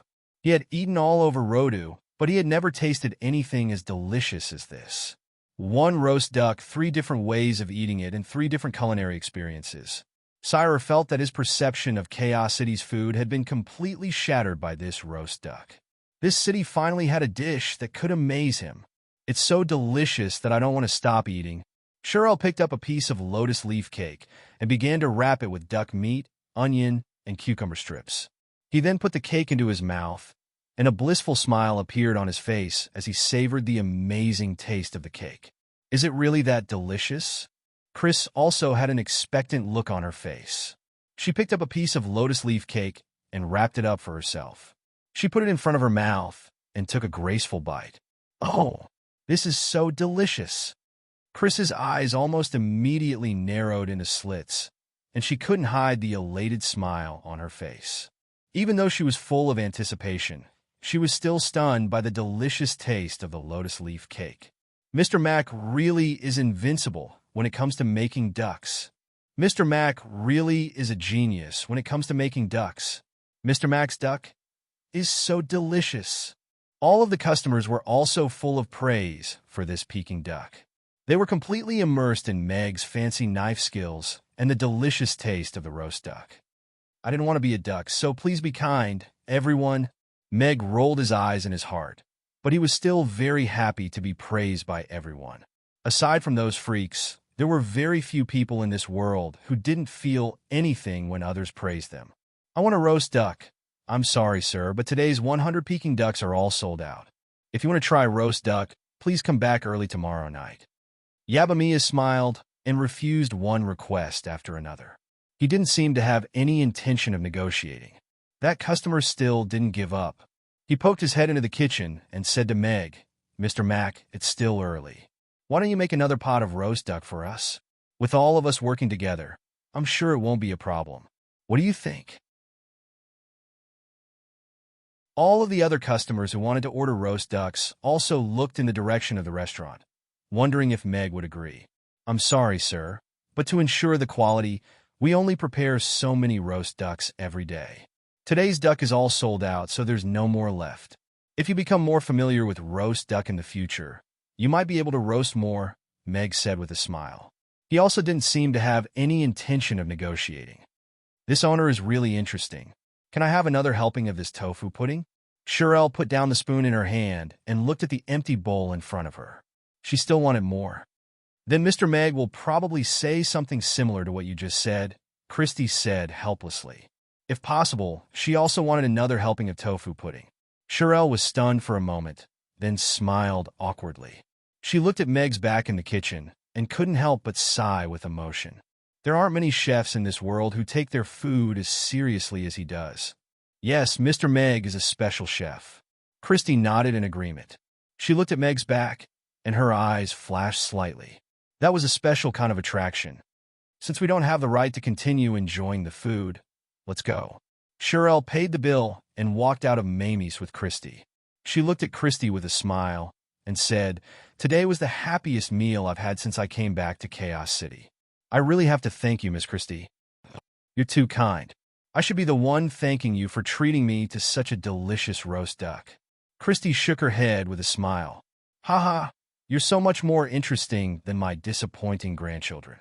If you're not in a hurry to go back, you can take a walk in the Aiden Square with me and chat." The night was getting darker, and the long line outside Mamie's had disappeared. It was undoubtedly true love that could endure hunger until now. However, the expansion of the restaurant and the improvement of Meg's cooking efficiency was also an important reason why most of the customers were satisfied before the restaurant closed. Ding! The restaurant door was pushed open with a soft sound.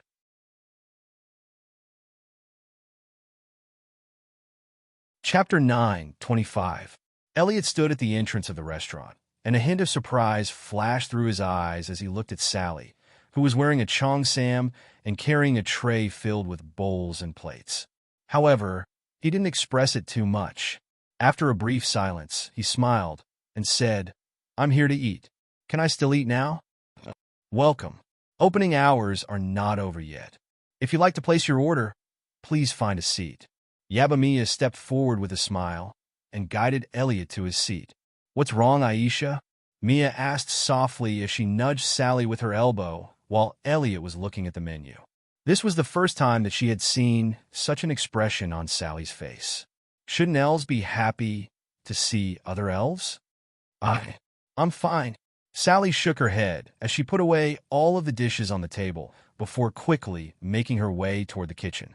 However, her hands suddenly trembled and the messy stacks of plates fell to the ground, looking as if they were about to crash to the ground. Sally's expression changed slightly.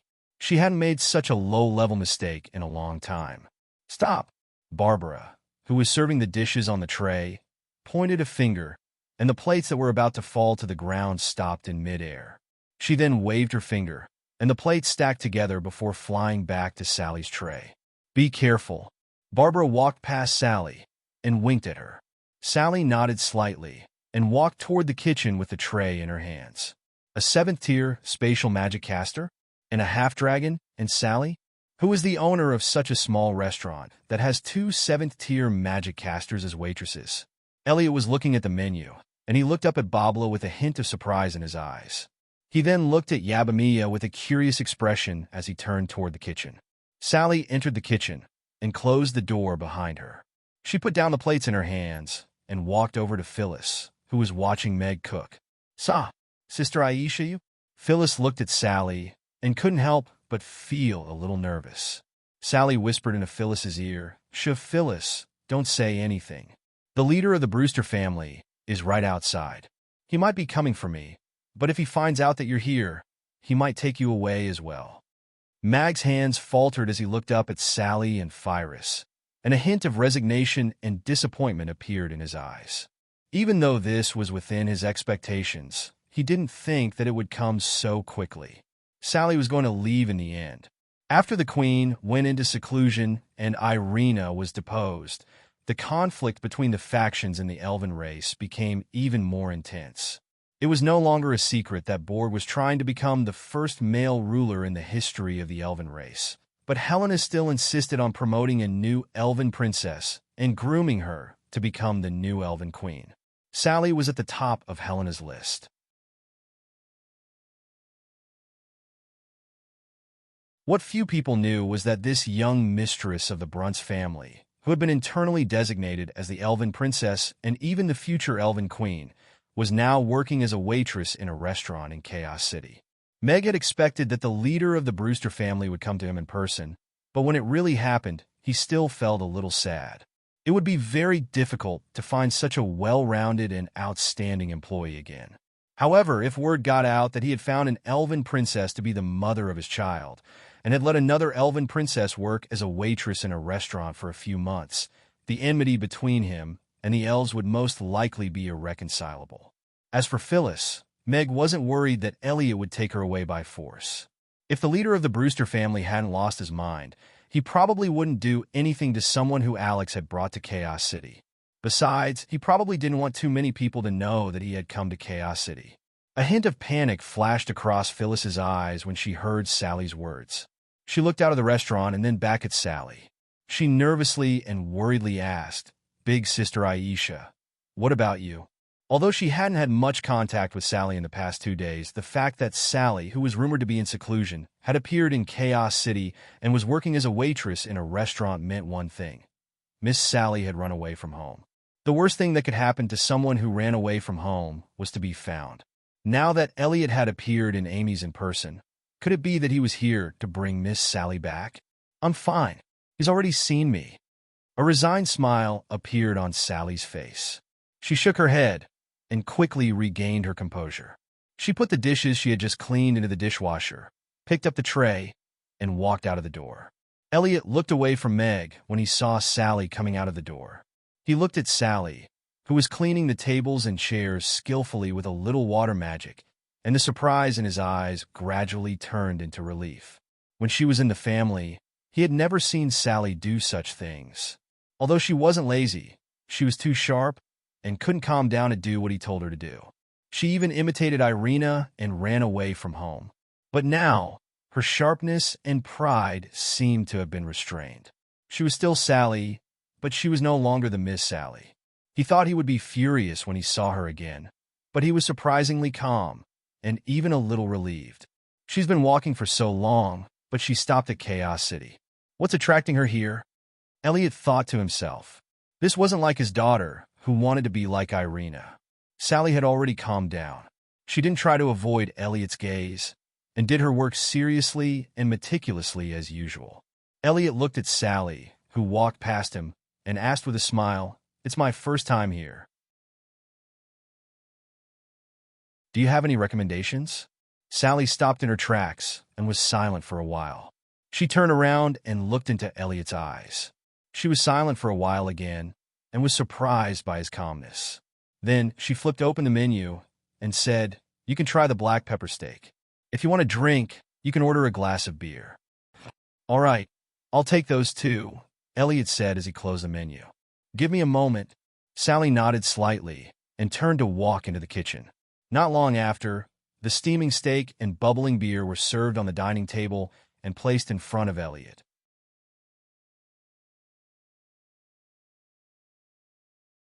Chapter 9:26. The steak knife wasn't very sharp, but it was still able to slice open the tender steak with ease. Red wine and meat juices flowed out, and the aroma of the steak became even more pronounced, making Elliot's throat twitch involuntarily. He picked up a small piece of steak with his fork and placed it into his mouth. He took a gentle bite, and delicious meat juices flowed out from the tender beef. The aroma of black pepper was just right, and the delicious flavor danced on the tip of his tongue. making a blissful smile appear on Elliot's face. This wonderful feeling was simply too inconceivable. Compared to this, the so-called delicacies he had tasted in the Wind Forest were like heaven and earth. Tang Wulin felt as if he could sense the vitality of the beef, and he could tell that this was definitely a perfectly healthy ironhide bowl. What was even more incredible was that the red wine that had been added to the steak was like a treasure hidden in the depths of the forest. It was irresistibly intoxicating. This was a delicious feast, and he was completely intoxicated by it. After swallowing a mouthful of beef, he felt as if a ball of warmth had flowed down his throat, providing the most gentle comfort to his famished stomach. One mouthful after another, Elliot's knife and fork didn't stop for a single moment. This type of delicacy was simply irresistible, and he simply couldn't stop himself. Ding! The knife and fork clanged against the empty plate. Elliot looked at the empty plate in front of him and was a little surprised that he had already finished a portion of steak, but he still hadn't had his fill. Who would have thought that there would be such delicious food in this world? No wonder Sally didn't want to leave after coming here. There's probably no other place in this world that's more enticing than this, Elliot lamented to himself. All of his previous suspicions about whether Sally had been forced into this place had been completely erased. Elliot put down his knife and fork and picked up the beer that had been sitting beside him for a while. Within the large crystal glass was a clear, golden beer. 2/3 of the beer was alcohol, while the other third was white foam. Could it be barley wine? Elliot was a little perplexed as he brought the glass closer to him. As soon as the glass came into contact with him, a faint aroma wafted toward him. It was elegant, yet not pungent. It smells so good. It smells like barley wine, but the aroma is softer. Perhaps it's an improved version? Why don't you try it? Elliot raised his glass and took a sip. The wine in the early winter was slightly cold, but the taste was very refreshing and mellow without losing its mellowness. Unlike barley wine, which was hard to conceal its bitterness, the wine was harmonious and soft and had a strong killing power. Although there was a trace of bitterness, it was exceptionally delicate, weak, and slightly pleasant.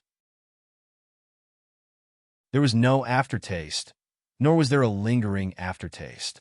After swallowing it, one could not help but want to take another sip. Gulp, gulp! Elliot tilted his head back and quickly downed the large glass of beer. Elliot put down the glass. There was still some white foam on the glass. He burped and looked at Sally. "Give me another steak and a glass of beer." Sally looked at the time and shook her head.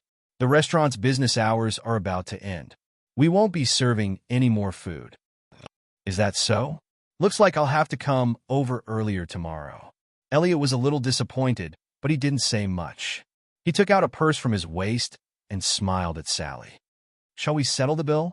After business hours were over, all the customers had left.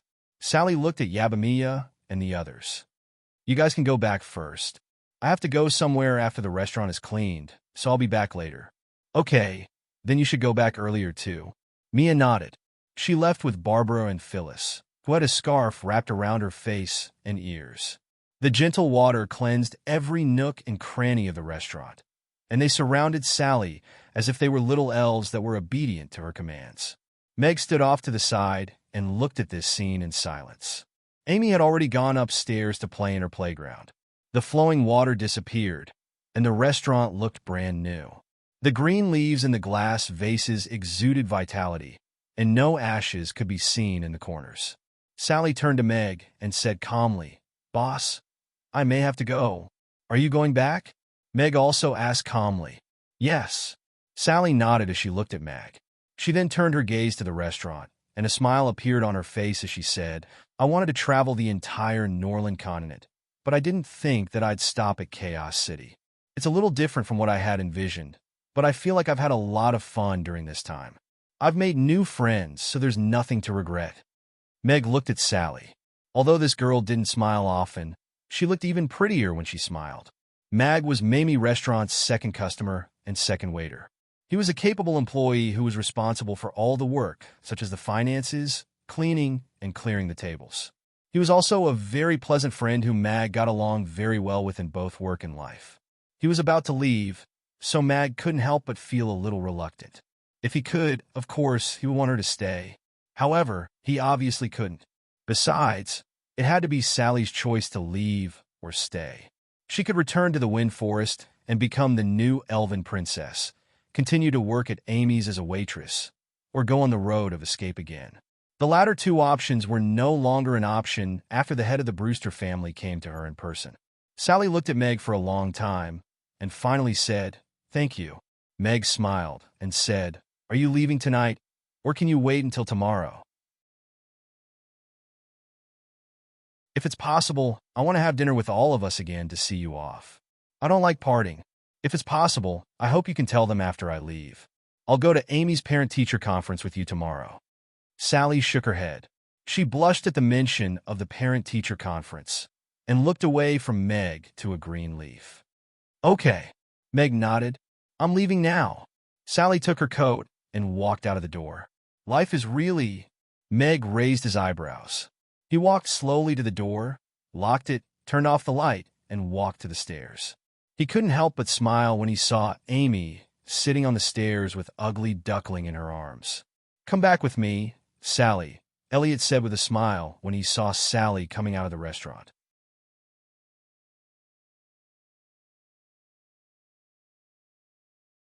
Chapter 9:27. "All right, we'll go back to the forest at this time tomorrow night." Elliot nodded. "All right." Sally nodded. This conversation between father and daughter ended far sooner than Sally had anticipated. She was still in a bit of a daze as she watched Elliot disappear from the square. Has he changed? Sally was a little perplexed as she stood on the spot for a while before quickly departing as well. Not long after that, someone arrived at a small courtyard in the Elven Embassy in Chaos City. Following that, a conversation between two young people ensued. At some point, magic waves erupted, but they quickly disappeared. After the person left, Blower stood in the courtyard with a disconsolate expression. "Why is he so mean to me? My apologies, young Mistress Elizabeth. It took me so long to bring you food. You must be starving." Yabamiya looked at Elizabeth with an apologetic expression as he put down the box of Yangzhou fried rice in his hand. "It's all right. I'm not hungry." Elizabeth looked up at Yabamiya and hesitated momentarily before turning away. "I want to drink some water." "Water?" "Then the water dispenser." Yabamiya faltered momentarily before coming to his senses. He then apologized. "I'm sorry. I forgot to tell you how to use the water dispenser. I'll go get you some water first." Elizabeth looked at Yabamiya's back resentfully. Why did she have to say something so embarrassing? And why is the water coming out of that small pipe? Is there a fountain under the house? She wondered. She was not sure if there was a fountain under the house. Yabamiya soon returned with a large glass of water. Elizabeth accepted the glass gracefully before downing the entire glass in one gulp. "I'll go get you another glass." Yabamiya accepted the glass in a natural manner before turning around to pour another glass of water. Elizabeth was much more elegant this time. After drinking more than half of the water in one gulp, she opened the box of Yangzhou fried rice and began to eat with a spoon. Yabamiya gently closed the door and looked at Elizabeth, who was eating quietly by the bed. Her complexion was much better than yesterday, but she still looked weak and pale, perhaps because she had lost too much blood. After a moment of hesitation, she carefully sat at the end of the bed. "Thank you," Elizabeth said to Yabamiya. She paused in the middle of her meal and turned to look at her. "You're welcome." Yabamiya stood up and waved his hand nervously. Elizabeth finished her dinner quickly. There was not a single grain of rice left in the box. Yabamiya tidied up the lunch boxes and poured Elizabeth a glass of water. She took the quilt out of the wardrobe and prepared to make the bed on the floor. "Are you going to sleep on the floor tonight?" Elizabeth asked Yabamiya, who was hugging the quilt. "Yes, I am." Yabamiya nodded. When he saw Elizabeth's unhappy expression, he hurriedly said, "Did I disturb you when you were sleeping last night? If that's the case, I can sleep on the sofa in the living room. This bed is quite big. I can't sleep on it alone. I'll sleep on the inside. You can sleep on the other side." Elizabeth retracted her gaze and said calmly. However, she could not help but tighten her grip on the cup. "Ah?" Yabamiya was stunned. He thought he had misheard. He looked at Elizabeth in disbelief and asked uncertainly, "Can I sleep on the bed too? If you don't like it, you can sleep on the floor." Elizabeth finished the water in the glass and lay down on the bed. She pulled the glass over her body and turned her back to Yabamia. Yabamia hugged the quilt and hesitated for a while. In the end, he stuffed the quilt back into the wardrobe. He carefully laid down on the other side of the bed. Then, inch by inch, he inched inwards until his body touched the edge of the bed and the quilt covered his body. He immediately stopped and lay straight like a log. He whispered, "Miss Elizabeth, can you turn off the light now?" "Yes." Elizabeth gave a lukewarm response, but a faint smile appeared on her face. For some reason, she found Yabamia's cautious and clumsy demeanor to be rather adorable. Yabamia reached out to turn off the bedside lamp. The room fell into darkness and silence. She tried hard to control her breathing. She did not even dare to breathe too loudly. She could hear her heart thumping loudly. Apart from that day when she fell asleep on the bed, this was the first time she slept on the same bed as someone else after her mother passed away. It was a strange feeling. The other party was a noble giant dragon and a powerful one. Yet he allowed her to sleep on the same bed as him. Miss Elizabeth is such a good person, Yabamia thought to herself. She had probably forgotten that this bed belonged to her. Elizabeth was also in a strange mood. She had never slept on the same bed as anyone else, not even her mother. As far as she could remember, she had never slept on the same bed as her mother. Giant dragons were a symbol of strength. They had to learn to be independent from a young age. That was why she rarely felt intimate with her mother, even though she knew that her mother loved her deeply. But now, the one lying beside her was her younger sister. They shared the same father, but she rarely saw him. Mia had never even seen his face. It was such a similar experience that made her heart ache. The attraction that came from the depths of her heart made her heart throb. She even wanted to turn around and give her a hug. This was a thought that even she could not believe. Just like that, the two of them remained silent. Then, they both fell asleep. The next morning, Yabamia woke up in a daze. She felt that the blanket was heavier and warmer than usual. Light shone into the room through the screen.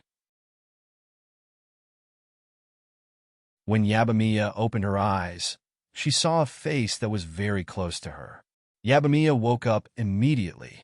Her eyes widened as she stared at the face that was so close to her in disbelief. Her skin was as white as snow, smooth and flawless. Her nose was straight, and her eyelashes were long. But none of this was important. The most important thing was, how did she end up in the middle of the bed? And how did she end up in Miss Elizabeth's arms? Their bodies were almost completely pressed together. "I'm dead. I'm dead. I'm dead for sure this time." Yabamia's heart was pounding, and her mind was completely blank. But it's so warm, so comfortable. Although her mind was blank, her body still gave Yabamia honest feedback about her current condition.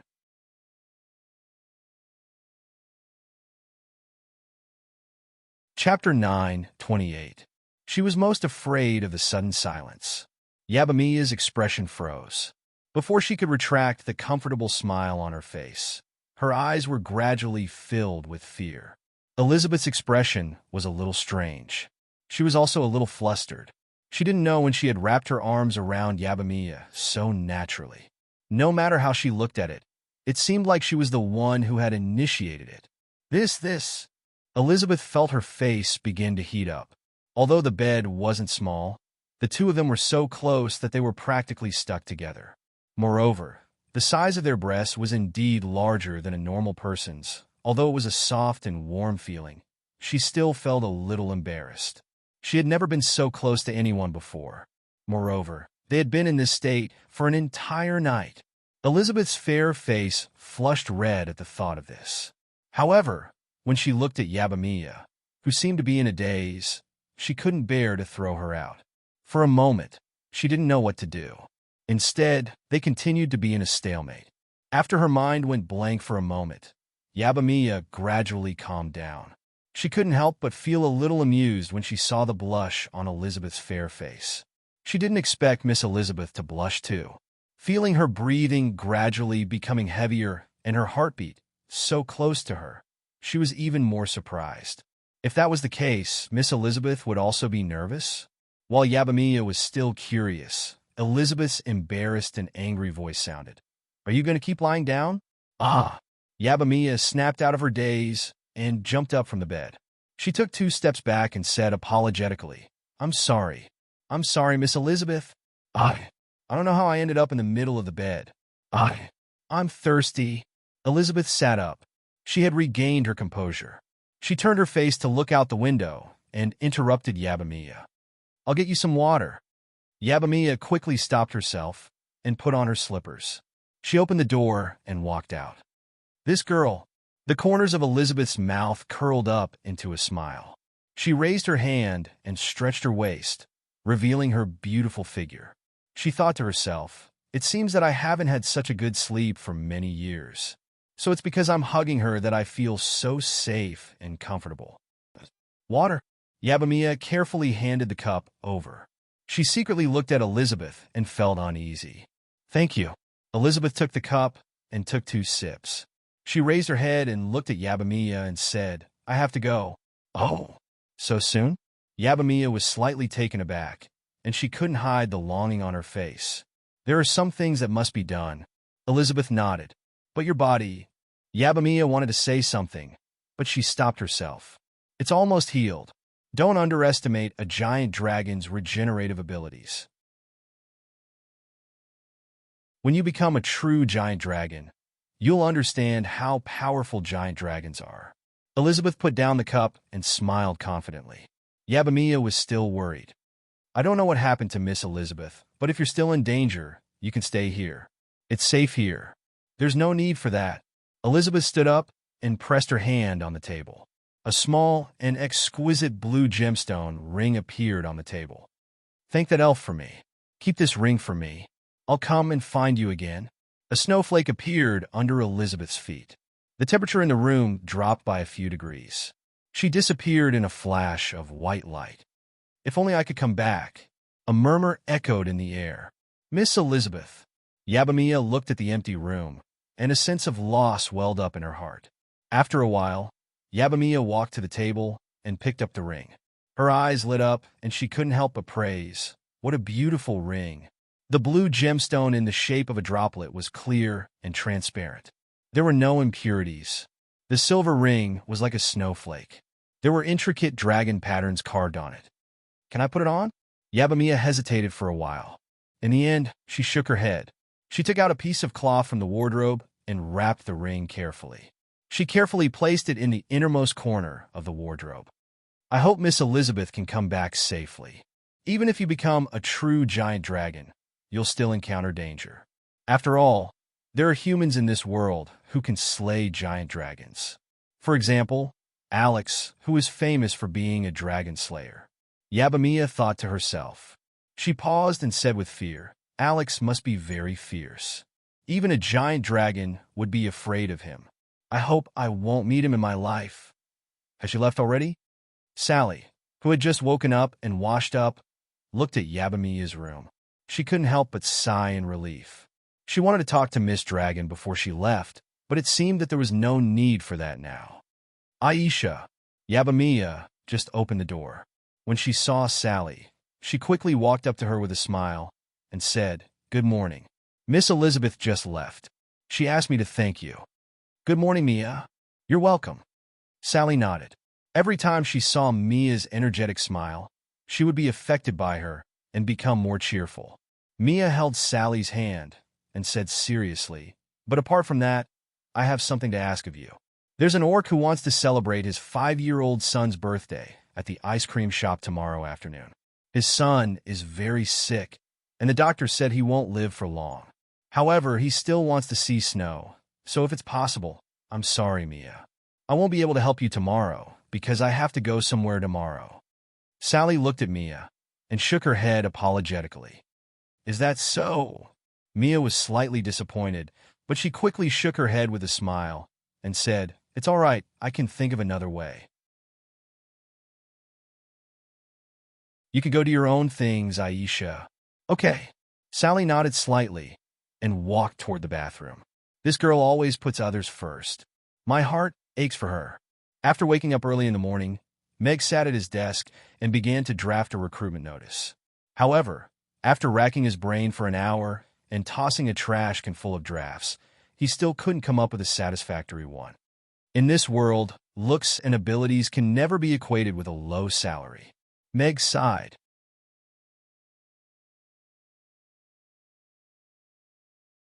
Chapter 9:29.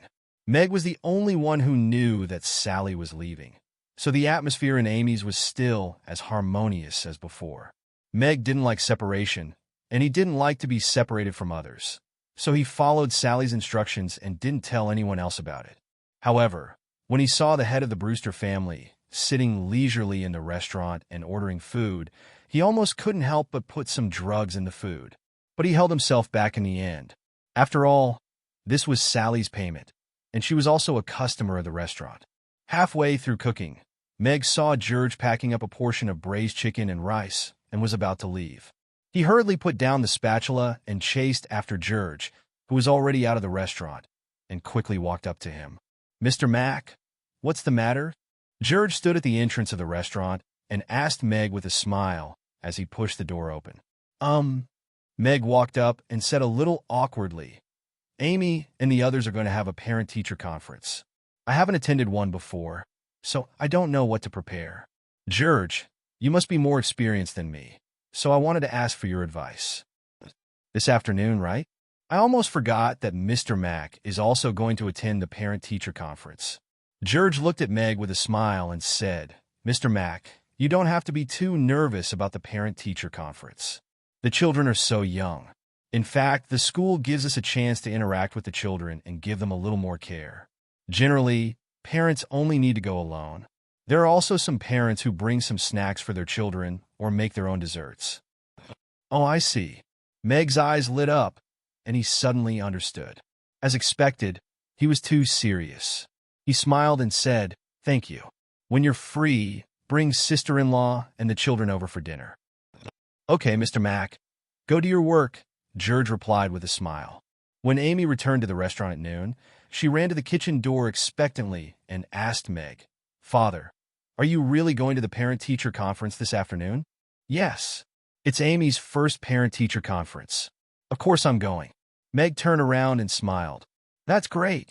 Amy was so happy that she jumped on the spot, but soon calmed down and whispered to Meg, "Then what about Mother? Did you settle it?" Phyllis, who was cutting vegetables, her ears twitched, and a look of concern appeared on her face. "Your big sister Sally agreed," Meg replied in the same whisper.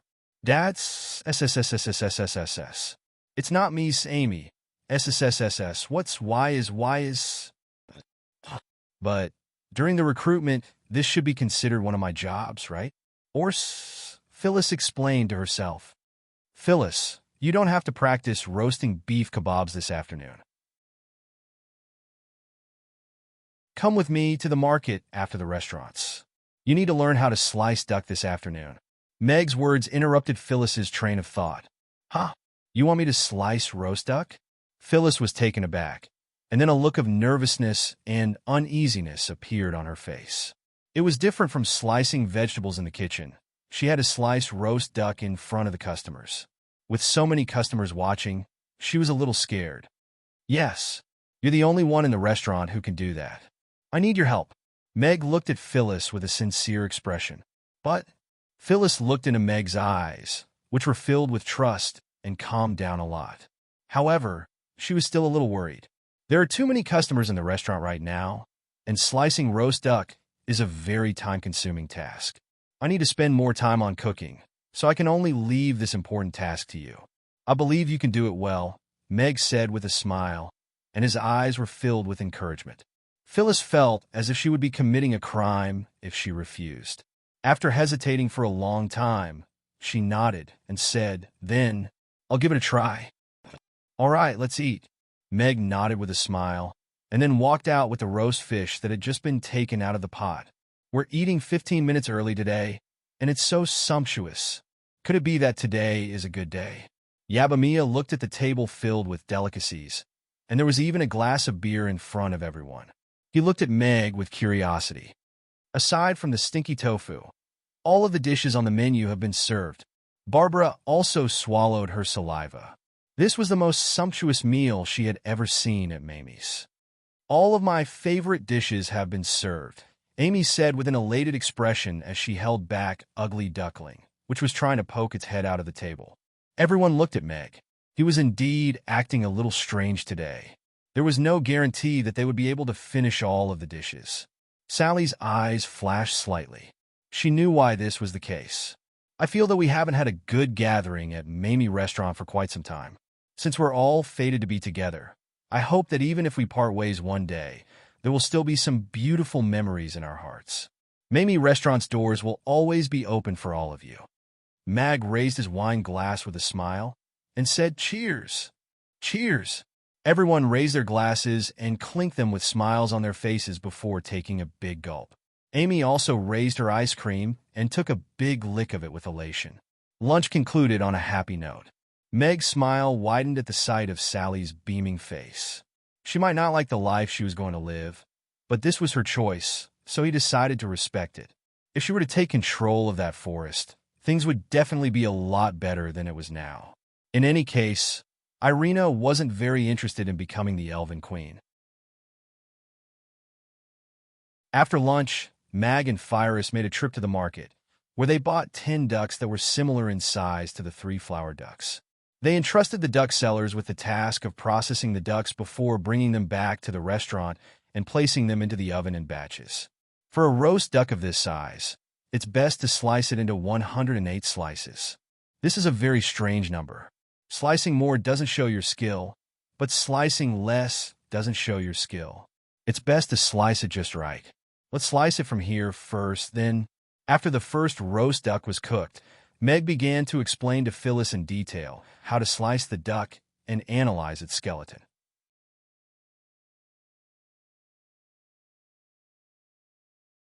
Chapter 930. Chaos School's Parent-Teacher Conference could be considered as a grand event in Chaos City.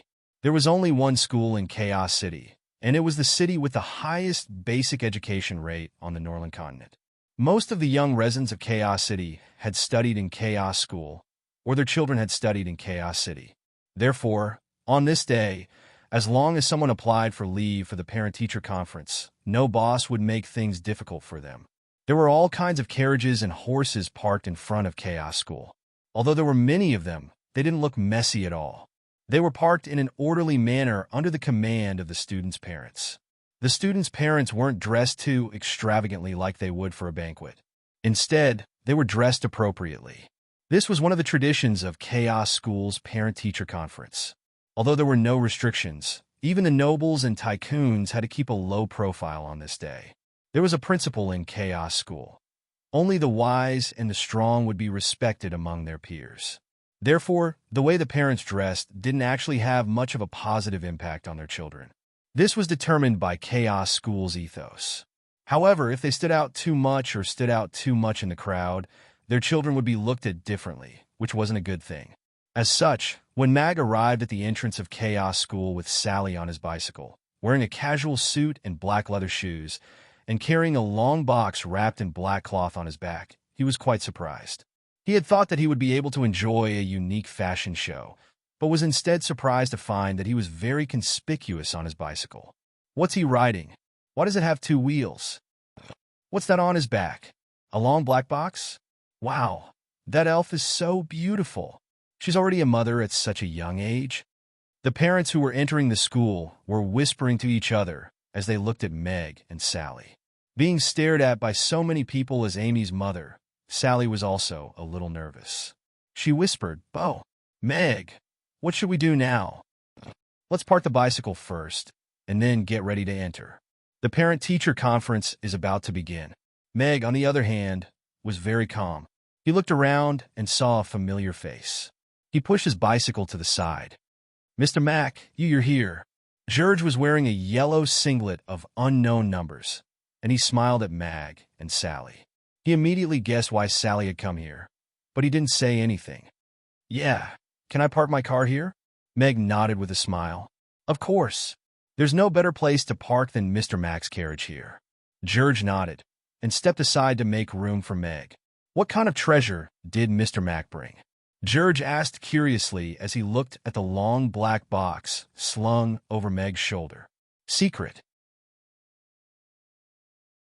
Meg smiled, picked up the insulated box in the basket, and waved at George. See you later. Let's go in first. Okay. See you later. George nodded with a smile. He looked at the box in Meg's hand, scratched his head, and murmured, What kind of treasure did Mr. Mac bring? Why are you being so secretive? Chaos School covered a large area. According to the age and stage of the students, it was divided into two sections, the kindergarten section and the how high section. The parent-teacher conference was only for the students in the kindergarten section. According to the principal, the students in the how high section were already at the stage of living and learning independently. When they officially needed to be independent from their parents, there was no need for parent-teacher conferences. However, there were close to 20,000 students in the kindergarten section. According to the school's request, both parents of the children were expected to be present at the same time. It was equivalent to 60,000 people entering the kindergarten section at the same time. Luckily, Chaos School is really big. Mag couldn't help but sigh as he walked into school and looked at the dense crowd that was slowly moving forward. So, being a parent is such a joyful thing. Sally walked beside Meg and looked at the smiles on the faces of the parents. She couldn't help but feel a little touched. Children seemed to be a very distant thing to her.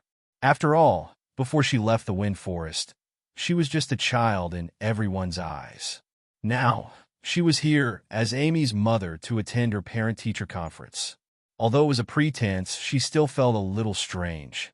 Meg and Sally's team was quite eye-catching because of the long box wrapped in black cloth on Meg's back. If it weren't for the fact that they didn't look like bad guys, some parents would have already checked what Meg was carrying.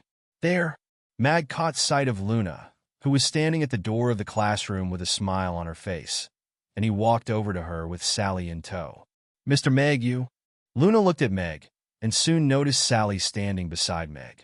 She hesitated for a moment, and then quickly recovered. A smile appeared on her face again, and she said, You're here. Yes, Teacher Luna, Meg replied with a smile. Father, Amy, who was sitting beside Daphne, waved happily at Meg. Then, her gaze landed on Sally, and she called out sweetly, AI, Mother. The little one's soft voice attracted the attention of many parents. When they saw the sweet and adorable little Amy with a pair of pigtails, their eyes lit up immediately.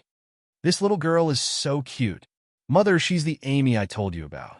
She's the one who knows super powerful magic. These parents are so lucky. Not only is this child beautiful, she's also super talented. Everyone turned their envious and jealous gazes toward Meg and Sally, who were standing at the door. The man was about 30 years old. He was wearing a black shirt and long pants. The style was very novel, and it was very obvious that he had a perfect figure. He had a handsome face and a faint mustache above his upper lip. His eyes were warm and bright, and he made people feel that he was very approachable. The elf beside him looked like a young girl. Her slender figure was perfectly accentuated by the tight-fitting cheongsam that she was wearing, and her cold and beautiful face made people feel that she was unapproachable. The two of them stood at the door, and it was as if they were a pair of jade statues. They didn't wear any jewelry, nor did they exude any domineering aura, but they still made people unable to look away. I'm impressed that they can give birth to such a child, a parent murmured. Many parents nodded reflexively.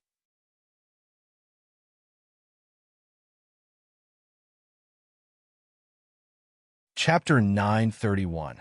Meg finally began to feel a little nervous at the sight of so many pairs of eyes staring at him.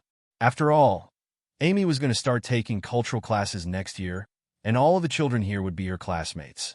He couldn't allow Amy's relationship with her classmates to be affected because of him. Thus, he turned to Luna and asked in a quiet voice, Are we going in right away? Yes, just sit down next to little Amy. There are still some parents who haven't arrived yet, so we'll have to wait for a while. Luna nodded with a smile. She couldn't help but take a glance at the long black box on Meg's back, but she didn't ask any questions. Meg and Sally made their way into the classroom and nodded with a smile at all of the parents who were looking at them. He was very familiar with this kind of thing, and he would do it every day before school opened, so there was no issue with his friendliness at all. Seeing the smile on Meg's face, all of the parents who were looking at him with suspicion faltered momentarily before smiling back at him. Amy had defeated the Roth Empire Academy on her own and was already a rising star in Chaos School. At the same time, she was also the disciple of two 10th-tier magic casters. Of course, it couldn't be better for their children to be in the same class as her. Even if it wasn't to the extent of fawning over her, there was no need for them to put on such long faces. "Hello, Uncle Meg." "Hello, Annie Aisha." Daphne greeted Meg and Sally, who were sitting next to Amy. She had eaten at the restaurant before, but Amy must have told her in advance. Even though she hesitated for a moment, she didn't make it too obvious. "Hello, Uncle Annie." Ignatsu, who was sitting in the back row with a little bean sprout on his head, also greeted them. "Hello, Daphne, Ignatsu." Meg also greeted Daphne and Ignatsu's parents with a smile. Daphne's grandfather had brought her to the last gathering, so this was the first time Meg was meeting Daphne's parents. However, because of Amy and Daphne's relationship, they didn't seem too distant. Daphne's father, Drew, was a mercenary just like her grandfather, Guy. He had a strong build and was a rank 2 knight. His personality was simple and honest. Meg would also meet Ignatsu's parents for the first time. His father, Shozo, was a plant-type demon and a magic caster. He worked in the City Lord's castle and specialized in plant-type magic. From his messy hairstyle and crumpled clothes, Meg could basically deduce that he had just been dragged out of the laboratory by the red-haired demoness, Bonnie. "Mr. Meg, it's a pleasure to meet you. If it weren't for the limited space, I would really want to show you my newly invented explosive vine ball." "Ah!" Shozo looked at Meg with excitement. Shozo's expression immediately twisted, and he swallowed his words. Bonnie, who was sitting beside him, smiled at Meg and Sally and said, "Hi, Mr. Meg and Ms. Aisha. It's a pleasure to meet you. Thank you for inviting Ignatsu to your gathering. I haven't had the chance to thank you yet." "You're welcome. Ignatsu and Daphne are Amy's good friends. It's my honor to have the children come to the gathering." Meg smiled in response. It seemed that this Mr. Shozo was indeed a research maniac. Even if he came to the parent-teacher conference, he still only had magic in his mind. The 3 pairs of parents chatted with each other. Apart from Sally, who was a little awkward, the atmosphere was quite harmonious. I didn't think that I would one day be sitting in a classroom for a child's parent-teacher conference and talking about children with other parents. Meg lamented in his heart. The nervousness of attending a parent-teacher conference for the first time had almost disappeared without him noticing. However, Sally, who was sitting beside Meg, was getting more and more nervous. "Ms. Aisha, I have a question that I'm very curious about. Do elves feel pain when giving birth? When I gave birth to my child, it was so painful that I wanted to die." Bonnie looked at Sally curiously. Sally's face was full of embarrassment. She wanted to dig a hole and hide in it. How was she supposed to know such a question? She had never given birth before? Okay. Meg wanted to, but there was nothing he could do. It was obviously inappropriate for a man like him to butt in on such a private topic. Moreover, he really didn't know that elves also felt pain when giving birth. Fortunately, it was time, and most of the parents had arrived. Luna walked up to the podium and gestured for everyone to quiet down, just in time to help Sally out of her predicament. The classroom quickly quieted down. The parents all sat up straight, as if they had returned to the classroom.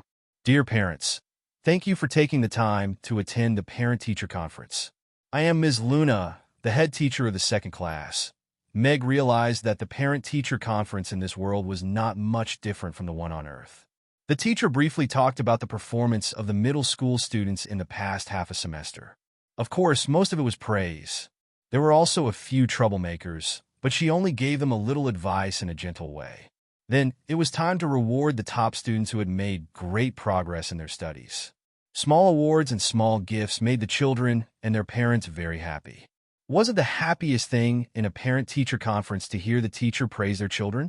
Because Amy didn't participate in the cultural classes, these things had nothing to do with Meg and Amy. They were only responsible for applauding. I want a certificate too. Amy rested her chin on Mag's hand on the table as she looked at the children who were going up on stage to receive their awards enviously. Meg patted Amy's head with his other hand and smiled. You'll get one when Amy starts studying. Daphne had already received 3 awards and 3 books. Her parents were full of smiles. Daphne's grades were among the top 3 in the class. Parmer also received 2 awards. Gilgy looked at the awards with a big smile on his face.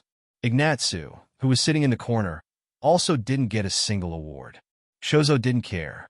He played with the 2 dark green seeds in his hand, but Bonnie, who was sitting to Ignatsu's right, looked at him with a stern expression. Ignatsu looked at his mother carefully. When he met her stern gaze, he said meekly, Amy didn't get one either. Luna took out a certificate that was twice as big as the previous one and said with a smile, finally, we're going to give out the Outstanding Contribution Award. This time, the only one who got it is our class. Outstanding Contribution Award? Isn't this award only given out once a year, and the winners are not only limited to students, but also all the teachers in the school? How can it be given to a student in the elementary school?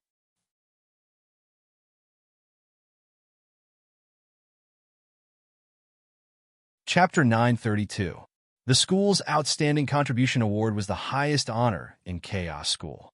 In the past, it was only given to students and teachers who had made great contributions to the school. This kind of contribution was mainly given to students who had won glory for the school or teachers who had made important research and inventions. According to the usual practice, the selection was usually only given to students and teachers in the high school. The students in the elementary school were still young, so they obviously couldn't make the Outstanding Contribution Award. But now, Teacher Luna actually said that this year's Outstanding Contribution Award would be given to a student in Class 2. This made many people think that there was something wrong with their ears. How is that possible? That was the only thought in everyone's mind. This certificate is so big. It's so beautiful. Amy looked at the certificate in Luna's hand, and her eyes lit up.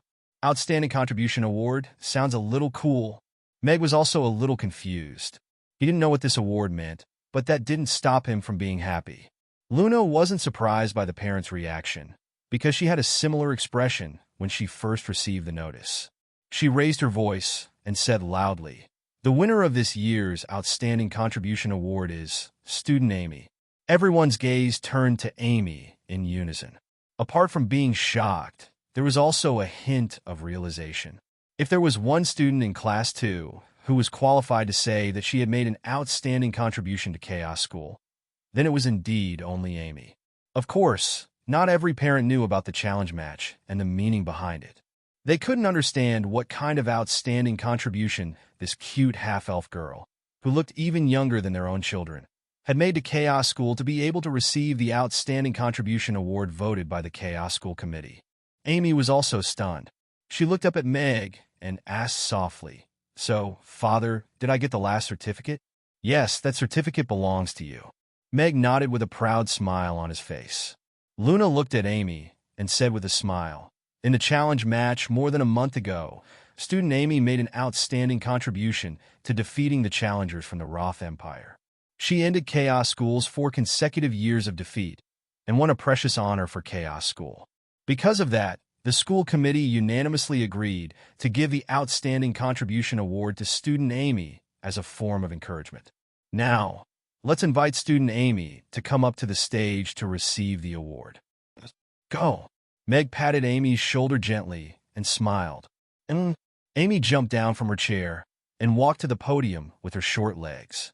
She tiptoed to take the certificate from Luna's hands and raised it in front of her, completely covering her upper body. After a while, she seemed to feel that this wasn't enough. She stuck her little head out from the side and smiled happily at everyone. There was a round of applause from below the stage, especially from the children who had watched the match. They were all certain that Amy deserved this certificate. Amy is awesome, Daphne exclaimed happily, her little face full of joy. Amy is indeed super awesome. Ignatsu also clapped his little hands excitedly. See, it's not that Amy doesn't have one. She just took the biggest one. Bonnie glanced at Ignatsu, and her gaze gradually turned cold. Little brat, if you don't get one next year, I'll beat your father up too. What does this have to do with me? Shozo, who was still playing with the seeds in his hands, shivered and said innocently, "It's your fault if you don't teach your children well. You only know how to play with your seeds all day long. When have you ever cared about your children or your family? If you're so capable, you can go with them." Bonnie glared at Shozo fiercely. Shozo was instantly stunned. He shrunk his head and looked at Ignatsu and earnestly said, "Son, you have to learn hard next year. Otherwise, both of our butts will suffer." "It's okay, father. I'm already used to it." Ignatsu looked at Shozo pitifully. "Thank you." Amy thanked Luna, and then jumped down from the podium with the certificate. She jumped into the arms of Meg and Sally, and happily said, "Father, Mother, I got the certificate." "That's great," Meg said with a smile as he patted Amy's head. Sally's body stiffened, but she was quickly infected by Amy's happiness. What an obedient and adorable child. Although she wasn't her real mother, she felt a little enlightened at this moment. She looked at the smiling Meg and the happy Amy in his arms. If all of this was real, this family of three didn't seem too bad. After Meg received the most important certificate in Chaos School, the atmosphere in the classroom became a little strange. Compared to the School Contribution Award, the other awards were more or less important. Although the parents tried to make themselves look more natural, the atmosphere was still a little strange when they looked at the certificate in Amy's arms. There was a commotion and uproar in the other classrooms. Apparently, the form teachers of the various classes had also announced who would receive the School Contribution Award this year. This was the first time in Chaos School's 100 years of existence that a student from the elementary class had received the School Contribution Award. In the principal's office, the balding dean looked at Novin and said, "Principal, it seems that there are still a lot of doubts about awarding the School Contribution Award to Amy. Aren't we being too hasty?" Novin stood at the window with a smile and said, "Amy's contribution to Chaos School is more than what they see. If it weren't for her, why would the Crassus build a magic room in Chaos School? Why would they teach the students melee magic? This is something that even the disciples of the Magus Tower don't learn." The dean fell silent. After a while, he hesitated and said, "We know all of this, but they don't. Since when do we need to explain Chaos School's matters to others? Don't forget, Chaos School's matters are Chaos School's matters. Even the City Lord's castle and the Grey Temple can't interfere." Novin pursed his lips and coldly said, "Tell those old fogies that if they really did contribute to the school, everyone can see it. This award won't be given to those fellows who are racking their brains to scam funding from the higher-ups."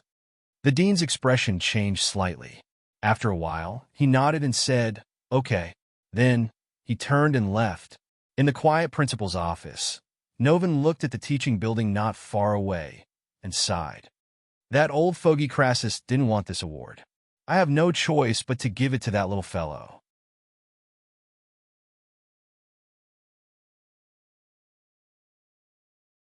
Chapter 933. Meg also sensed the unfriendly atmosphere around him. He felt a little helpless. What could he do?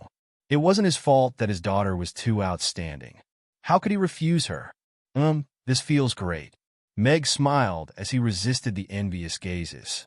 He was in a better mood than when he received his admission letter. Luna also sensed the awkward atmosphere in the classroom. She smiled and said, "Congratulations to those who have been rewarded for their hard work. I also encourage all of you to work harder." Next up is parent-child time. Parents are usually busy with work and rarely have the opportunity to be with their children. The school is taking advantage of the parent-teacher conference to allow parents to gather by their children's side. We hope that parents and children can have a more friendly and in-depth relationship. Some children and parents have prepared performances for this parent-teacher conference. Let's enjoy their performances. Hearing Luna's words, the parents withdrew their gazes and spontaneously cleared the tables and chairs in the middle of the classroom. The children and parents who had signed up for the performance began to perform on stage.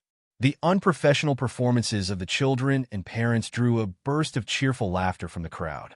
The atmosphere gradually eased and became harmonious again. It was inevitable that they would be envious of the achievements of other children. But after all, the children were still their own. This kind of family interaction was rare, so the parents quickly immersed themselves in the singing and dancing. "Father, are we going to perform Spring is Here?" Amy looked up at Meg expectantly. Sally also looked at Meg with a hint of a smile in her eyes. If Meg also went on stage, she wouldn't mind performing Spring is Here as well. This can't do. Meg looked at Amy's expectant gaze. In the end, his rationality prevailed over his impulsiveness. She wanted him to perform the Gokura Jodo. Was the female outfit ready? If the host wants, the system will provide a full range of female outfits delivered to the host door. In addition, the host can choose any female outfit for free. The system's excited voice sounded. Tui, this wasn't about the female outfit at all. In any case, he couldn't perform it. He had a save face. Meg rolled his eyes. This system really knew how to respond to anything. All right. Amy was a little disappointed. Then she turned to Sally and asked expectantly, "Mother, can you dance with me?" Sally felt her heart tremble as she was stared at by the big blue eyes and heard the soft voice calling her mother. She couldn't help but nod. "Mother, you're the best," Amy said happily as she threw herself into Sally's arms. She was so happy to be pampered. Sally had a doting smile on her face as she gently stroked the little girl's head. Even if she could only be Amy's mother for one day, she would still be happy. After returning to the Wind Forest, she would have to do many things. She was afraid that she would no longer have such a relaxed and comfortable life, and she would no longer have such a cute little fellow calling her mother. Thinking of this, Sally's gaze became even gentler. Since that was the case, why not enjoy these last happy moments? Meg looked at Sally and felt that this girl had suddenly become a little different. She was clearly a cold girl, but when she hugged Amy, she gave him a feeling of motherly love. This moment of harmony even made him feel that she was Amy's mother. What a good girl. Meg sighed in his heart. Then he thought of Irina. Then he calmed down. The performance was very simple and down to earth, but it was full of childlike interest. Even Meg enjoyed watching it. He never thought that a person who could fall asleep at a concert would one day be able to watch a performance by a small class of children and laugh in the audience. It's probably because she's getting old, Meg thought to himself. Then he bought a small subwoofer speaker from the system. He still needed a player to play Gokura Jodo. The performance that had been registered in advance was quickly finished. A few children dragged their parents onto the stage to perform a few more acts. Only then did the lively atmosphere die down a little. Is there anyone else who wants to bring their parents to perform for everyone? Luna looked at everyone encouragingly. Teacher Luna, I want to perform Spring is Here with my mother. Amy raised her little hand. Luna looked at Amy and Sally and smiled. Okay, then let's invite our little Amy and her mother to perform Spring is Here for everyone. Sally stood up graciously and walked to the center of the classroom with Amy. Applause rang out. Everyone looked at this extremely good-looking pair of mother and daughter, and they were all curious about what kind of performance they would perform. Elves were famous for being good at singing and dancing. Dancing requires some music. This is not a monster, but a player. Children, don't be scared. Meg took out the mini speaker that had just arrived and reminded them with a smile. Then he pressed the play button. The lively and joyful drum beats of Gokura Jodo sounded. Amy and Sally began to dance. Their light steps, just the right amount of strength, and precise and elegant movements were all pleasing to the eye. Amy is so good. She's like a little butterfly. Daphne clasped her hands in front of her chest, and her eyes were full of stars. It's so beautiful. The parents and children couldn't help but exclaim in admiration. Compared to the previous performances, Amy and Sally's dance was too professional. What was even more curious was how that small cylinder could produce such a high-pitched and beautiful music. Could it be that there was a little person hiding inside it? After one song, Sally and Amy smiled and greeted everyone before returning to their seats. The applause was thunderous and genuine. Everyone had been completely won over by Amy and Sally's dance. It was really difficult to be jealous of such little girls. After the applause died down, Luna asked again with a smile. After confirming that no one was going to perform again, she announced that it was time for parent-child free time. Some parents started to distribute the snacks they had brought, and some gave out exquisite little gifts. The children who received the snacks and small gifts had happy smiles on their faces. This was probably their favorite part of the dance. Amy's arms were full of snacks and small gifts as she looked at Meg expectantly and asked, "Father, did you prepare gifts for the children?" You're tuning in to the Romance Rendezvous YouTube channel. We're so grateful for your support, and don't forget to subscribe to join us on this incredible journey through captivating stories. Your generosity through donations truly makes a world of difference, as it's the primary source of revenue that allows me to expand and enhance this channel for you. Thank you from the bottom of my heart for being a part of this adventure.